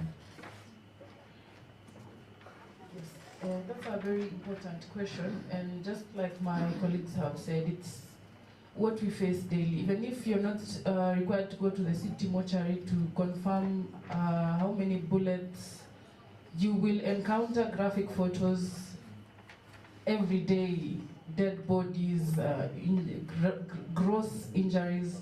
So it's something we face on a daily, and I'd say it takes a lot of self-awareness to know when to stop. For instance, I had taken a break from mainstream media for about 2 years. I came back just recently in July. And the first story I'm sent to do is the burial of the first victim of police brutality, Rex Masai. And then I come back the next day, I'm told to cover the story of Justice Majanja, who died at Nairobi Hospital. That was okay, I did it because I didn't have to go to the mortuary, just reporting. But now where I drew the line is when I was told the following week to go to Kware, where women had been murdered and their bodies were dismembered and put in sacks. You know, I had to tell my boss, I can't. This will be the third story related to death. I've just come back and I won't be able to do it. Unfortunately, like my colleague has said, they don't care. They don't really care about your mental health. It's give us the story. We are understaffed. There's no one else to do it. But you know what? Like I said, it takes a lot of self-awareness. I knew this would trigger me, so I politely told my boss I can't handle this story. And you know, even though they didn't take it well, I had to stand firm and say it will affect my mental health. Because at the end of the day, even you see, when even though they have mental health services at the office, at the end of the day, when you get triggered to there's a point you can you can go and to a point of no return. You know, we have some journalists on the streets today who she was removed from the streets, but you see, when it gets there, you've already received unnecessary negative publicity, and nobody will want to know how it got there. Even though, even the media house that was responsible for your ill mental health will be nowhere to be seen. So I'd say, if you're an upcoming journalist or if you want to get into this media space, be self-aware, know when to stop, know when to say, I can't do that. Because at the end of the day, you are responsible for your mental health. Yes. Add up to that, even to the students who are here, we are not trying to, tell them how bad the industry is. And I'm speaking to people who aspire to work in the newsroom. It's unrelated, but before I forget, let me put it outside here. Most journalism students, they wait until they graduate to start looking for opportunity. That is the biggest problem. You're in the university, you think that the industry owes you. In this industry, you must have an edge if you want to excel in whatever you do. I'll give an example. Before I joined Nation, I started with the Business Daily, but I didn't work with the Nation Center. It said, I'm a graduate from ABCD. You buy that newspaper and see what Business Daily or Daily Nation doesn't cover. Propose that story. If you work to Nation Center with a good story even today, and you have all the documentation, and as soon as you can attest, you can make a headline tomorrow. Look at how BBC Africa they have been doing. You walk into the newsroom with a story idea, they give you the camera, they evaluate the idea, the legal aspect and the execution, they fund you. Even if you're not good in reporting and everything, you can voice, but your image cannot even appear. But what I'm saying is, when you have a good story, I think you're your own boss. You don't have to wait until the last minute and say, I went to USIU, I went to Strathmore, now someone owes me. Go outside there. Be persistent. Say, I have this idea, I think what's sooner will be called, someone else will be called, can you help execute the story? You don't have to wait until the last minute to get there. You don't have, because even I believe in if you look at the website, there is what we call Africa, it's called, written it somewhere, the opportunities like Africa, they call it a Global Investigative Journalism Network, Global Investigative Journalism Network Africa. They call it, they have their website where if you're a student, you can log in. They have platform for students who are pursuing journalism. They have fellowship. You will network, you meet guys who can help you. And these fellowships are free. You don't even pay anything. But waiting until the last minute for someone to realize that you have a talent, that one can take eternity. And you may even die with your talent. So despite the fact that there's media houses that might not have psychological facilities, there's a lot of free psychological help that you can get. I know, I forget what the number is, but the Nairobi County has a very well-run hotline where you can call if you're in distress. And they'll put you in touch with a counselor, you can get psychological help. There's a lot of assets. The problem is also they're not widely known. So now I guess we have a responsibility also to anybody who is going to end up in a situation where they might be adversely affected to share these resources. So you will be able to get help, but again, as it's been said, you need to be aware of the fact that you're under duress, because sometimes you're so deep in the mud, you don't understand that you're in the mud. It's also important to use your resources. Talk to your fellow professionals so that they can also hold you accountable when they see, hey, Nani is starting to go down the deep end. If you are in a situation where you're adversely affected, even if outside of journalism, even as a person, there's resources that you can use.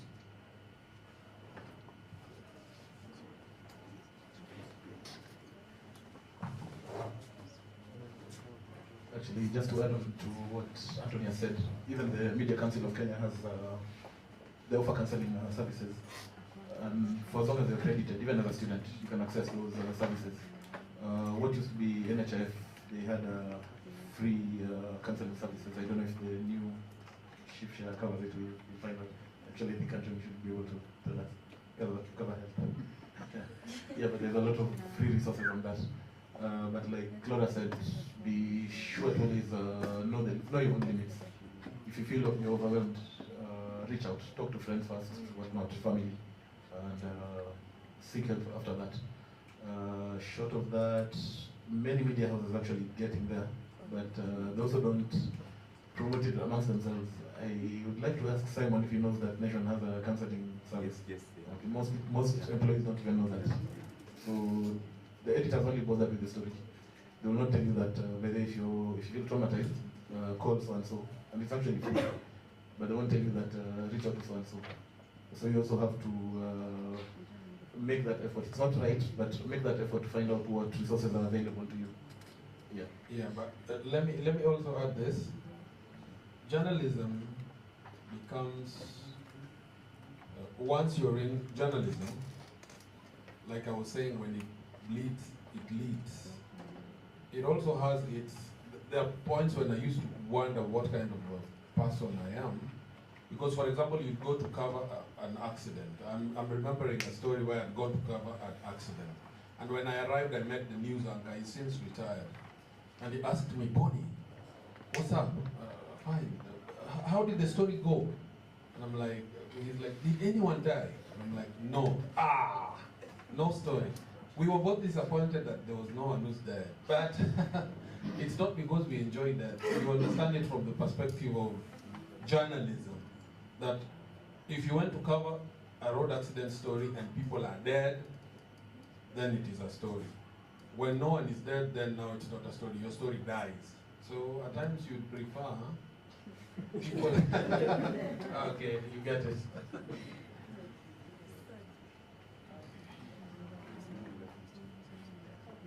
We're just about to wind up, but I think we have one more question, if you can just make it brief. When it comes to investigative journalism, we talked about nation security in media law. I would like to know, what is the limit when you are investigating the government? What are the things that will tell the journalist that this is a red zone for you, you shouldn't expose this to the public? Okay, I think the most important thing is that, let's say talk about the tribal clashes, and it's a matter of national security and everything. If I'm in Rift Valley, and the neighboring counties maybe from Mount Kenya region and everything, I cannot say community A, B, C, D is fighting community B, and I mention their name. because there is this statement of like, have you ever heard of something? Let me put it this way, just for context. So let me use the word hacked. So and so was hacked to death by so and so. Let's say your brother so and so was hacked to death by. The minute I use the word hacked, in your mind, it's like how do I put it? I'm inciting you for revenge. Even the word itself, you see that like he was hacked, he was praised and everything. So when you say community A, B, C, D and community B, two communities are fighting in Saburu.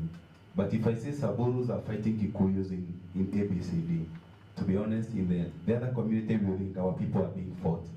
And you remember how post-election 2007 started. Someone goes on Cass FM, says so and so, they're on the way coming with hundreds of lorries and everything to attack community A, B, C, D. You go that on air because you feel that you are you are more aligned to your community and everything. With that, just you have to balance and say two communities are reported fighting, the police are working on A, B, C, D, but the minute you mention the communities, you're inciting one community against the other. And technically you are the enabler for that.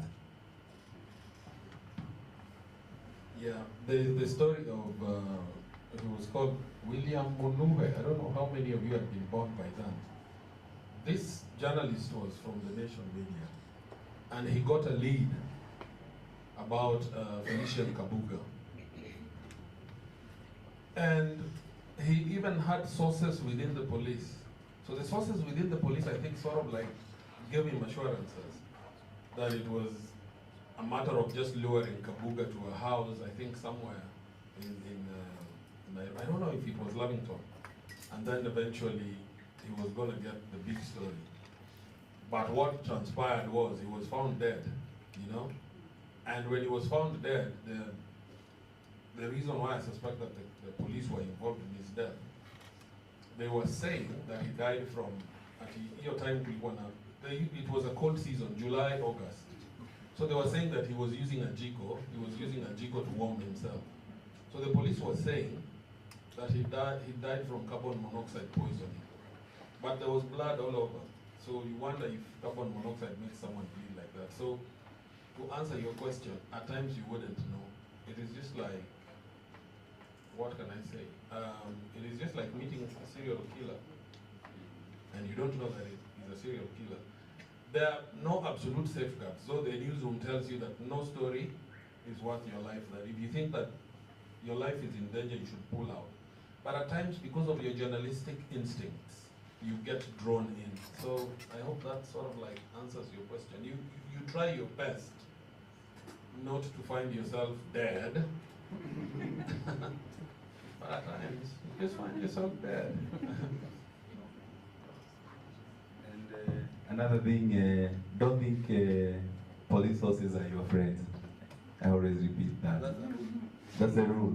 When a police officer calls you, treat it like a setup. Treat it like a setup. So and so, maybe he's acting on behalf of someone he's trying to pull the string. That is one thing. Don't avoid meeting people that you write a story and then mtu hamjaongea 1 year anakupigia nataka like you catch up. Sorry, I know most of us are young, so some of us don't know who Felician Kabuga is. Felician Kabuga was a fugitive that the US government put like a $10,000 bounty on his head, and they were saying that he was responsible for the Rwandese genocide 1994.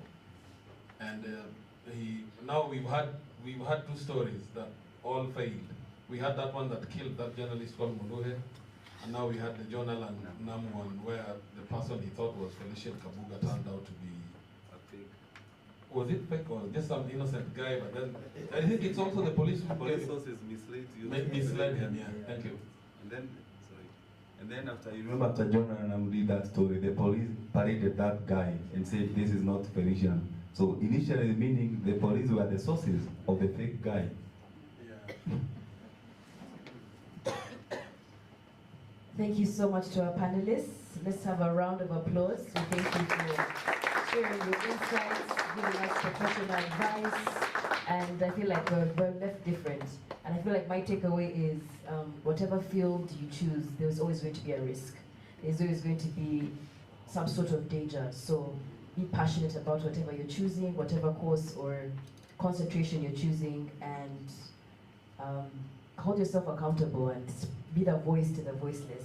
Once again, thank you so much, our panelists. I feel we're going to have a commercial break, but we're going to have our MC to come through and let's just, thank you so much.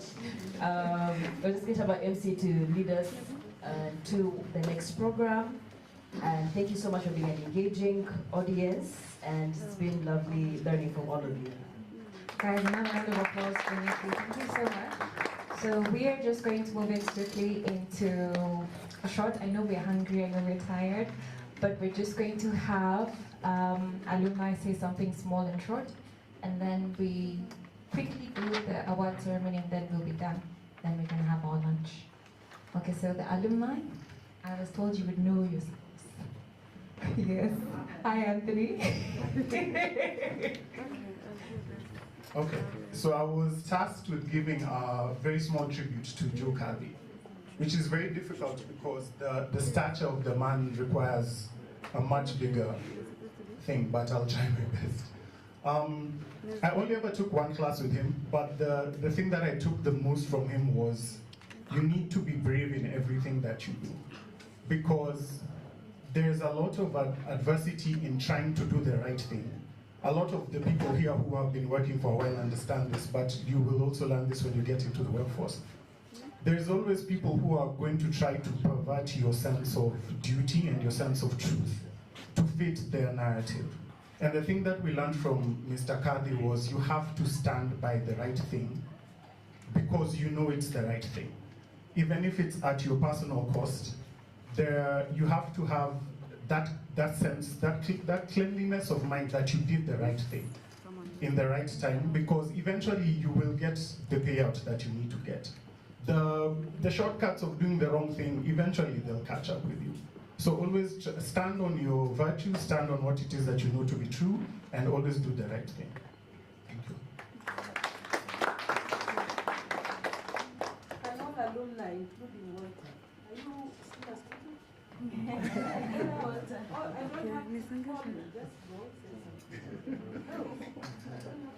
Okay, so my name is Kezia. Good afternoon. Yes, I teach, I'm faculty, I teach multimedia journalism. I'm also a USIU alumni, and I'm a proud USIU alumni. I was taught by the late Joe Kadhi, and I remember at first when I was going to select a minor, I was a little bit confused. Personally, I didn't love reading newspapers, but with his class, his surprise was he will always enter class, point at anyone, what's the headline. So it's funny how you had to cram, like you had to just watch news, whether it's national, international, and apart from you talking about the headline, he'll ask you, you know, the 5 W's and a H. So it was very interesting where that's the time you know even how much a newspaper is, and you know, and all those things where there was certain pullouts. So that was very interesting. There's also publish and be damned, and if it leads, no, if it bleeds, it leads. Yes. So I loved his passion for news, and I remember one time he was telling us in class, if you were to catch him, ink would come out blowing. You know, it's just his passion for news. And when he talked, and most of all, being also in broadcast, I loved how he told stories. He wasn't really about just saying about theories and facts, but he would tell us his stories and what he went through. And I think that's what made me love journalism so much, because for him, he was ready to risk it all, you know, just to tell the truth. So I think for each one of us, the challenge is, even when we're in this field, don't be afraid. Even whatever field, don't be afraid to tell the truth, because even as in investigative journalism, there's someone who was telling me that even when your life is at risk, for example, as long as you provide the truth and provide facts, why is someone coming after you? Yeah, so I think that is one of the key things that I really, really enjoyed and loved. Yes, thank you.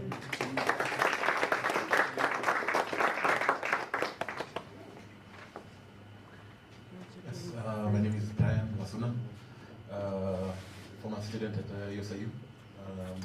Hopefully I should be enrolling again in January for Masters. Mr. Kadhi told me, Professor Koki told me, Victor left, so I had to teach Mr. Yanuti. So many lecturers that they did a good job. fantastic program. The thing about this place is each and every lecturer stands out. You learn something different. And they take a lot of effort, not just to teach you what's in the books, but to make it as practical as possible. Tell you what's actually going on outside there. They will bring some guest speakers to tell you what the experience is currently in the field. When I was here, I think you guys made an effort to bring Namu, Ali, Jichopevu, so many other people, remember Cynthia Nyamai. So they give you the experiences. Now for Mr. Kadhi, what actually stood out and what I learned from him, there's a certain thing about stubbornness. There's a good kind of stubbornness, by the way. If everyone tells you about how no story is worth your life, but you go back and listen to all the stories that Mr. Kadhi told you. I think Daniel, remember the one on the KKK, the one on the Del Monte, the dogs and whatnot. The thing you learn about him is he will tell you that no story is worth your life. But when you look at how he lived his life, it's like for him, all stories were... There is a story that's actually worth your life. He will actually disregard his own advice. But it's a good kind of stubborn. It's the one thing that I really respected with him, based on what he taught us and the experiences he shared with us. And I try to actually carry it forward. I hope in one way or another you guys can actually take it up. Don't be discouraged by the few issues you hear about the industry. That's in every industry. Sorry if this sounds morbid, but if you think journalism is bad, go and look at the suicide rate in the auditor's field. It's nasty. But it tells you that these things are everywhere. It's not a journalism issue, it's a societal problem. So you just need to be aware of what your limits are, know when and how to seek help. Try your best to seek help when you're overwhelmed. But yeah, from Mr. Kadhi, what I learned was a good kind of stubborn. There is a good kind of stubborn. Pick it and push on with it.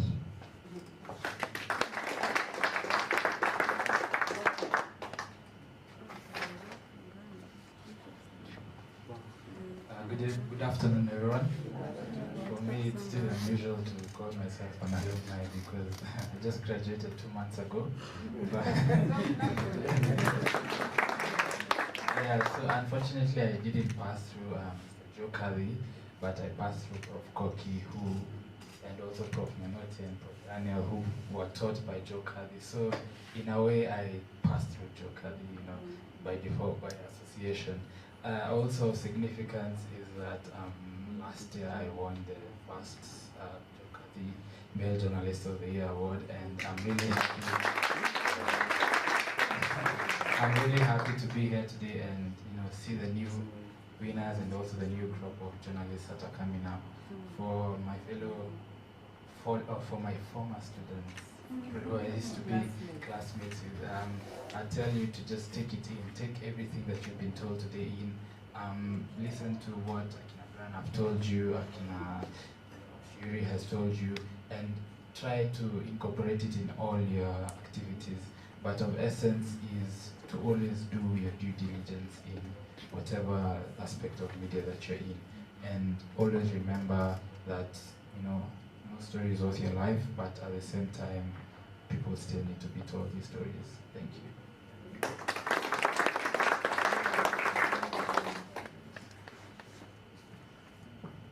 Well, I hope you're not bored by me. This is the second time I'm coming up. But what I realized with Joe Kadhi event, every year, I think it's like the third, if not the fourth time we celebrate the Prof. Third?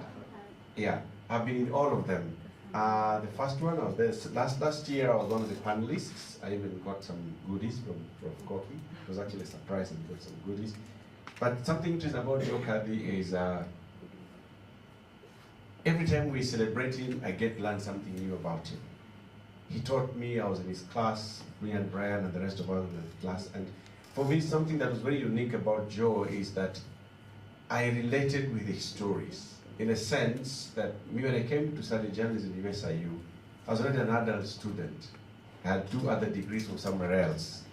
And I was already working in a media house as a managing editor. So, and of course I knew that I was coming to print. I had no doubt what I wanted, so focused what I wanted. So for me, Joe teaching me was so relatable. I collect the stories talking about, especially when he used to say that as an editor, when you publish a good story, and everybody's reading your story out there, you walk tall on the street. Remember that, Everett? Brian, you say you walk tall. Many times I used to work tall when our stories were published, and I was editing the magazine that I used to work.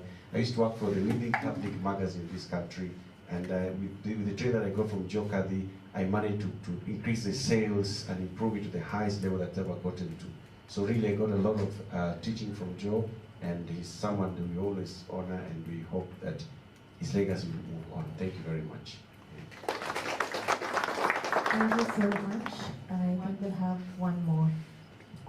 Yeah, hi everybody.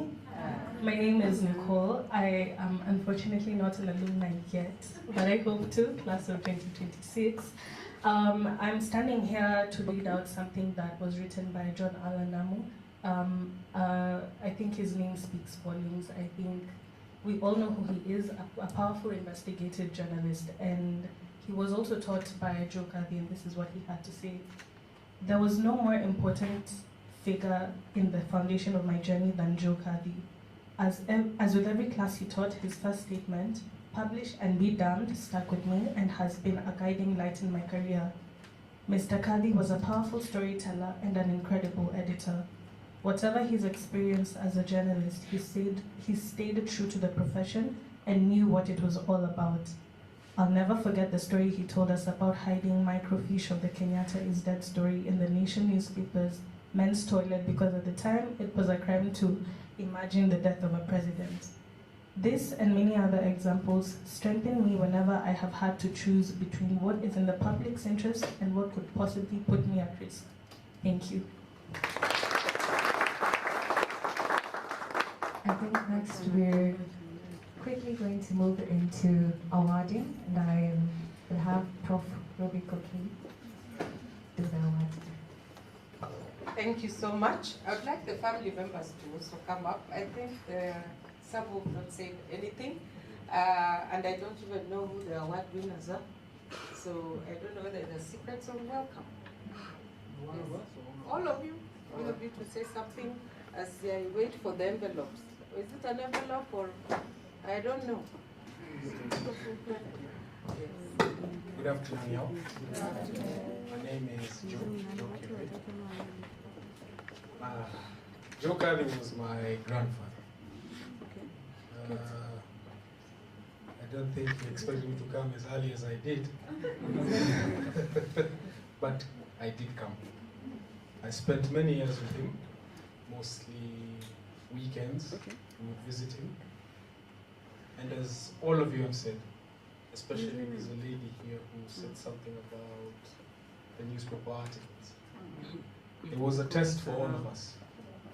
So, like I said last year, and this year I will give another story of, he gave me a story later on in my life when I was an adult, when I was born. When I was born, I was, like I said, I came a bit too early. He told me, he gave me his name because of how I cried. He said I cried in alphabetical order according to him. In words, basically. That's why he decided I'd be called Joe. I will obviously say I miss him so much because he was a father figure to me, and I'm sure to all of you. He taught us so much. He taught us so much, especially in how you voiced your words. Your words have to be systematic. And anything you wrote, you had to counter check. If you write something, make sure you counter check it. And counter check it again, so that every word aligns. We are grateful for USIU for giving us this third session of Joe Kadhi's awards. And to those who will win, we are grateful for your win. And I hope it's by merit, not by anything else. And last year's winner, I remember. Yes, nice to see you here again. Hope to see you again next year, and that the one who wins today follows the same tradition. Yes. I'll pass it on to the next one. Hi guys, my name is Frank. Youngest brother to Joe, grandson to Joe Kadhi. I won't say much. I think everything has been said today. A lot of praise and gratitude has been given to Mr. Joe. So for me, I just want to give an appreciation to USIU, the media fraternity, for making this third year quite a great event, and all the journalism students, journalism fraternity, all the panelists, just want to say thank you. Thank you. That's it. Hi everyone. Thank you all for coming, and USIU, thank you for immortalizing my dad. It means a lot to the family that you do this, and it seems it will be something that will be done in perpetuity. To everybody, every professional who came, thank you for taking the day out. I'm sure it has an impact on you afterwards. I remember any time that Dad took time off with us, he'll have to go and do double the time in the office. So we understand when you take time off, and it's very appreciated. To the students who've shown up today, and your professors, and your teachers and your mentors here, thank you so much for making journalism still matter. Dad always told us that the biggest power is the fourth estate. You better believe that, and it's not about to die.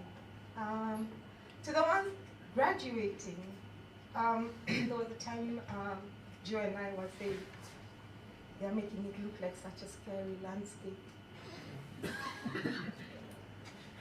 And I said to him, when a doctor is studying surgery, it's eyes wide open.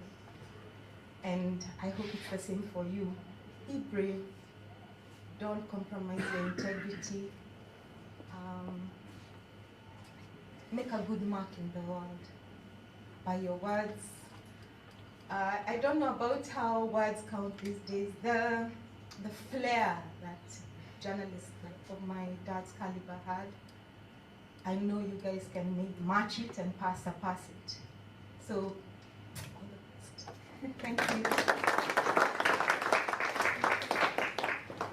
Thank you so much, family. They are the ones who donated the prizes for this year, last year and this year. So we can clap for them. Is the tribute going to be played or? Okay, quickly, let's watch the tribute and then I'll announce the two.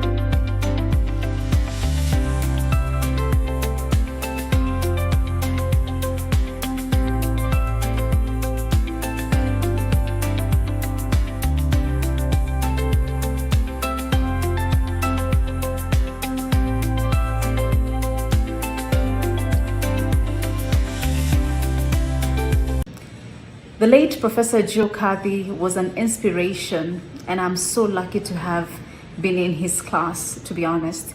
I did 2 classes with him, news reporting and editing, and also media law and ethics. And his style of teaching was always very practical, and because he was rich in his experience, you know, being a journalist during Jomo Kenyatta's time and Moi's time, when media freedom was not as easy right now, and how he'd be tough and brave to ask the right questions. And he used to say his famous lines, and I know a lot of people would relate to this: publish and be damned. He inspired me a lot. I used to follow him after class and just have a chat with him about where journalism is, where should I go after school. And he really inspired me into getting into broadcast journalism and being able to tell the real story. Unfortunately, when he passed, I was in studio. I was working as an anchor at KTN News at that time, and I broke that news.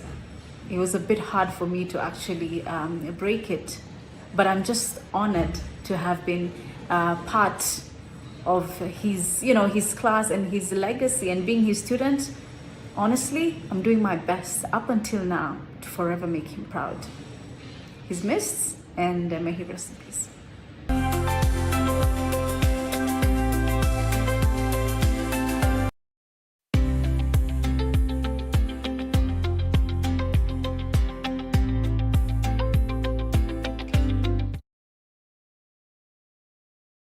Can we guess? Students, can we guess? Okay, let me get the names right so that I'm not reading my own things. I might create my own list. You need to count the check. IBC. Okay. Now, the journalist of 2025, the female journalist of 2025 year is Andrita Kirimyamit.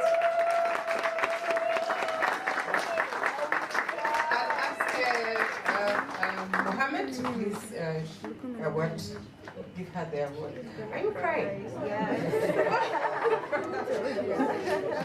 Okay, please get your award. He should. Yeah. Okay. Let's clap for her.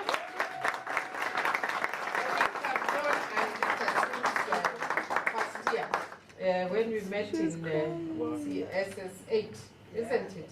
And she was like, oh, this, the other, and here she is. So congratulations. Have a seat. Have a seat, please. Okay, the next person, I also met him in a class. Ni mtu wa kutenda, si mtu wa kusema. Ni mtu wa kutenda. So, the male journalist of 2025 is none other than Nicholas.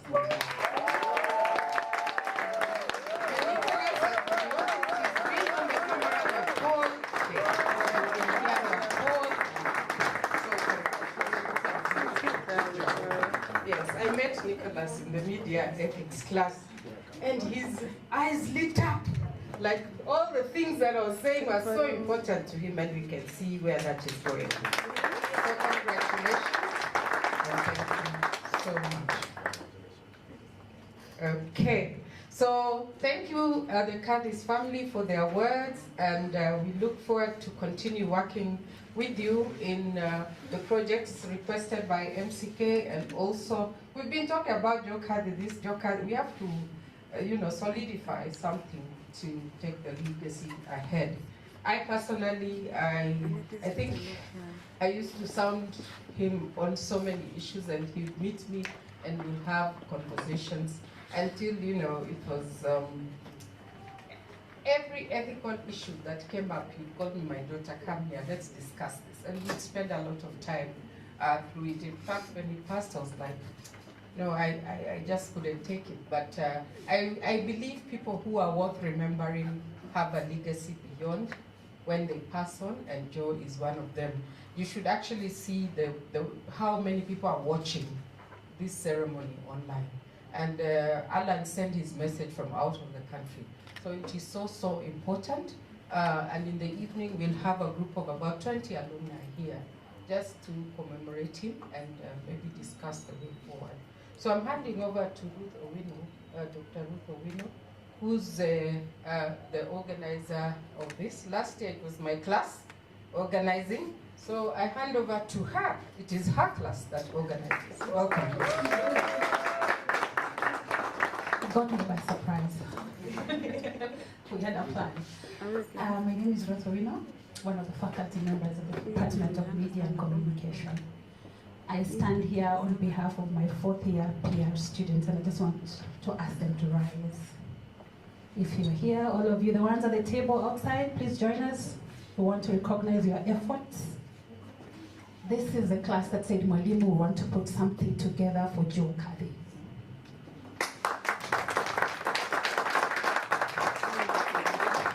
Thank you. This is our fourth year PR class. And so when they said, Mwalimu, we want to put something together for Joe Kadhi, together with the head of department and the dean, we said, why don't we try something in the shortest time possible? So I'm sure the guests, the panelists, you saw something last minute and you're wondering, these are the ladies and gentlemen who are behind the emails, they're behind the cameras, behind the messages that we're seeing. So bear with us if it came late, if it was delayed. These are upcoming PR professionals. So pat them at the back when you see them somewhere for the job well done. Thank you, ladies and gentlemen, for the job well done. One of the things they did as a class, they put themselves in committees of 4. There was media and publicity, there were people who were dealing with the program, there were people who were dealing with the speakers, and they said, we will run as a PR agency to put this thing together. So Mohammed, I know from Uganda, you received those messages from a lady called Nicole. She was behind the scenes working to ensure that the program is okay. So I want to thank you, this class, but I also want to thank my head of department who allowed us to do this together as a class, that is Professor Robbie Koki. My dean, who we bothered so many times to sign the letters. In the middle of the night, we would send those emails. We'd call, and he signed so many letters. Sometimes when the speaker declines, we go back and say, please sign another one. We try plan B, you know, and we'll always be willing to sign together with a lady called Cynthia, who works under the dean to ensure everything works, and I'm sure that's the email you got.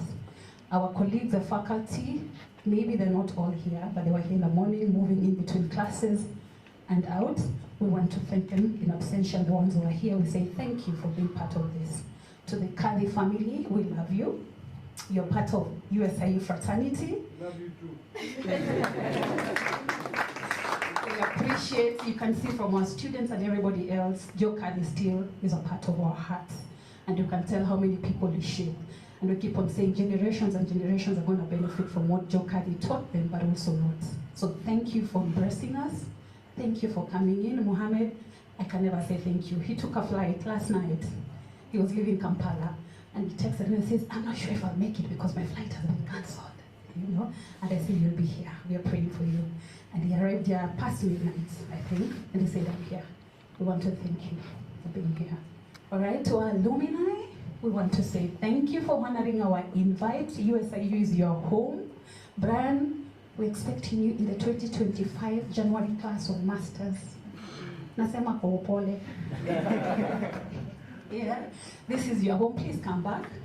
Please come back for the Masters program. We are watching you from afar. We follow you on social media, and we always celebrate you whenever we see you win. So just know we support you. To our panelists, we want to thank you. It was a short notice. I know some of you, Jackie, it was last minute. Yeah, Kevin, we thank you. All of you guys, we thank you for honoring our invite, and hopefully we'll see you next year to build on this Joe Kadhi as we move forward. Everybody else, our students, our faculty, we thank you for being here and for honoring our invite, okay? So I want to come and just ask the female journalist of the year to say something, and then we'll follow by the male journalist of the year. Thank you so much. Good evening, everyone. Good evening. I'm sorry, I'm a bit emotional. This means so much to me. My dad says when I was 3, I used to pick any piece of paper I'd find out there that was written, and I'd just bring it to him. I just started a collection out of nowhere, and I just pick random written pieces of paper. So coming back to USIU has reignited my passion for journalism. Like Professor Robbie Koki said, my first class was actually a peer class with her, and I wasn't sure if I wanted to do journalism. But then I met Professor Mutua and Professor Fredo Aga and everyone else, and they reignited that passion in me, and I realized that I cannot run away from journalism. So thank you so much to my lecturers and to the faculty, even for nominating me for this award. I also want to thank you, my fellow students who've all voted for me for this award. I appreciate it. Sorry. Thank you for taking your time to vote for me. Thank you for always taking your time to give me those interviews when we have those classes and assignments. I appreciate you for that. I also want to appreciate my fellow nominees, Leslie, former editor of Sauti, as current editor of Sauti magazine. I hope I make you proud. I also appreciate Catherine Jama, who's not here. Yes, JK, Hilal, who's a second year and already nominated. Thank you so much, and it was an honor to be nominated alongside you. I also want to appreciate the family of Joe Kadhi, Mr. Uhuru, Kadhi, Joe Kadhi, the grandson, and the rest of the family. Thank you so much for taking your time to grace this event every year, for coming to be with us and remember him. I promise you I will wear this as a badge of honor. And even as I go out there and I continue to practice, I hope that I will be able to live up to his legacy and uphold his standards in media. So thank you so much for that. Thank you, everyone.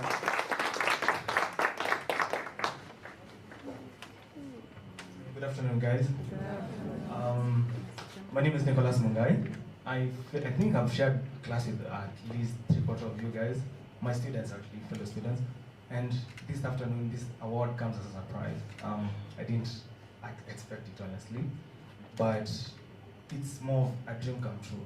Because last year, I was supposed to give a speech at the Joker event, and something unfortunate happened, and I wasn't able to make. But it's like fate decided, this is yours this year. So I thank you so much to everyone that voted. I thank you so much to everyone who worked with together in terms of class projects, out of school projects as well. Thank you so much. This award, this is yours, this is ours. We won this, and I thank you so much.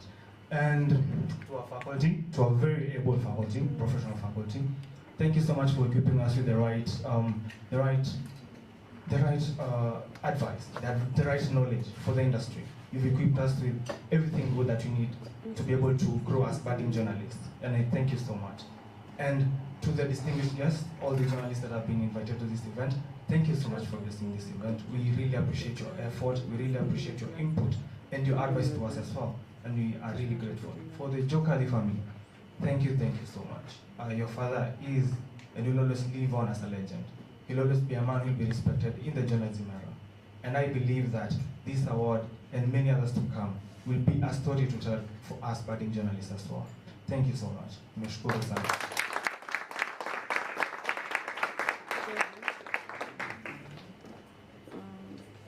You guys are well spoken. So clap again for them. So we appreciate, I hope you've taken enough photos. I would ask us now to move over to lunch. It's on the other side, but stop at the foyer to take a photo, and then we move on to the lunch. And in terms of queuing, please allow the guests to queue first. I hope the ushers are there. Yeah, so that the elders, the older people go in first, and then the rest of us. We are all welcome for lunch. Thank you for spending your time here and making this a powerful event. And we hope that Joe rests in perpetual peace. But I'm sure he's watching us and seeing what we are doing. So, yeah, so thank you. So let's clap and let's move on to the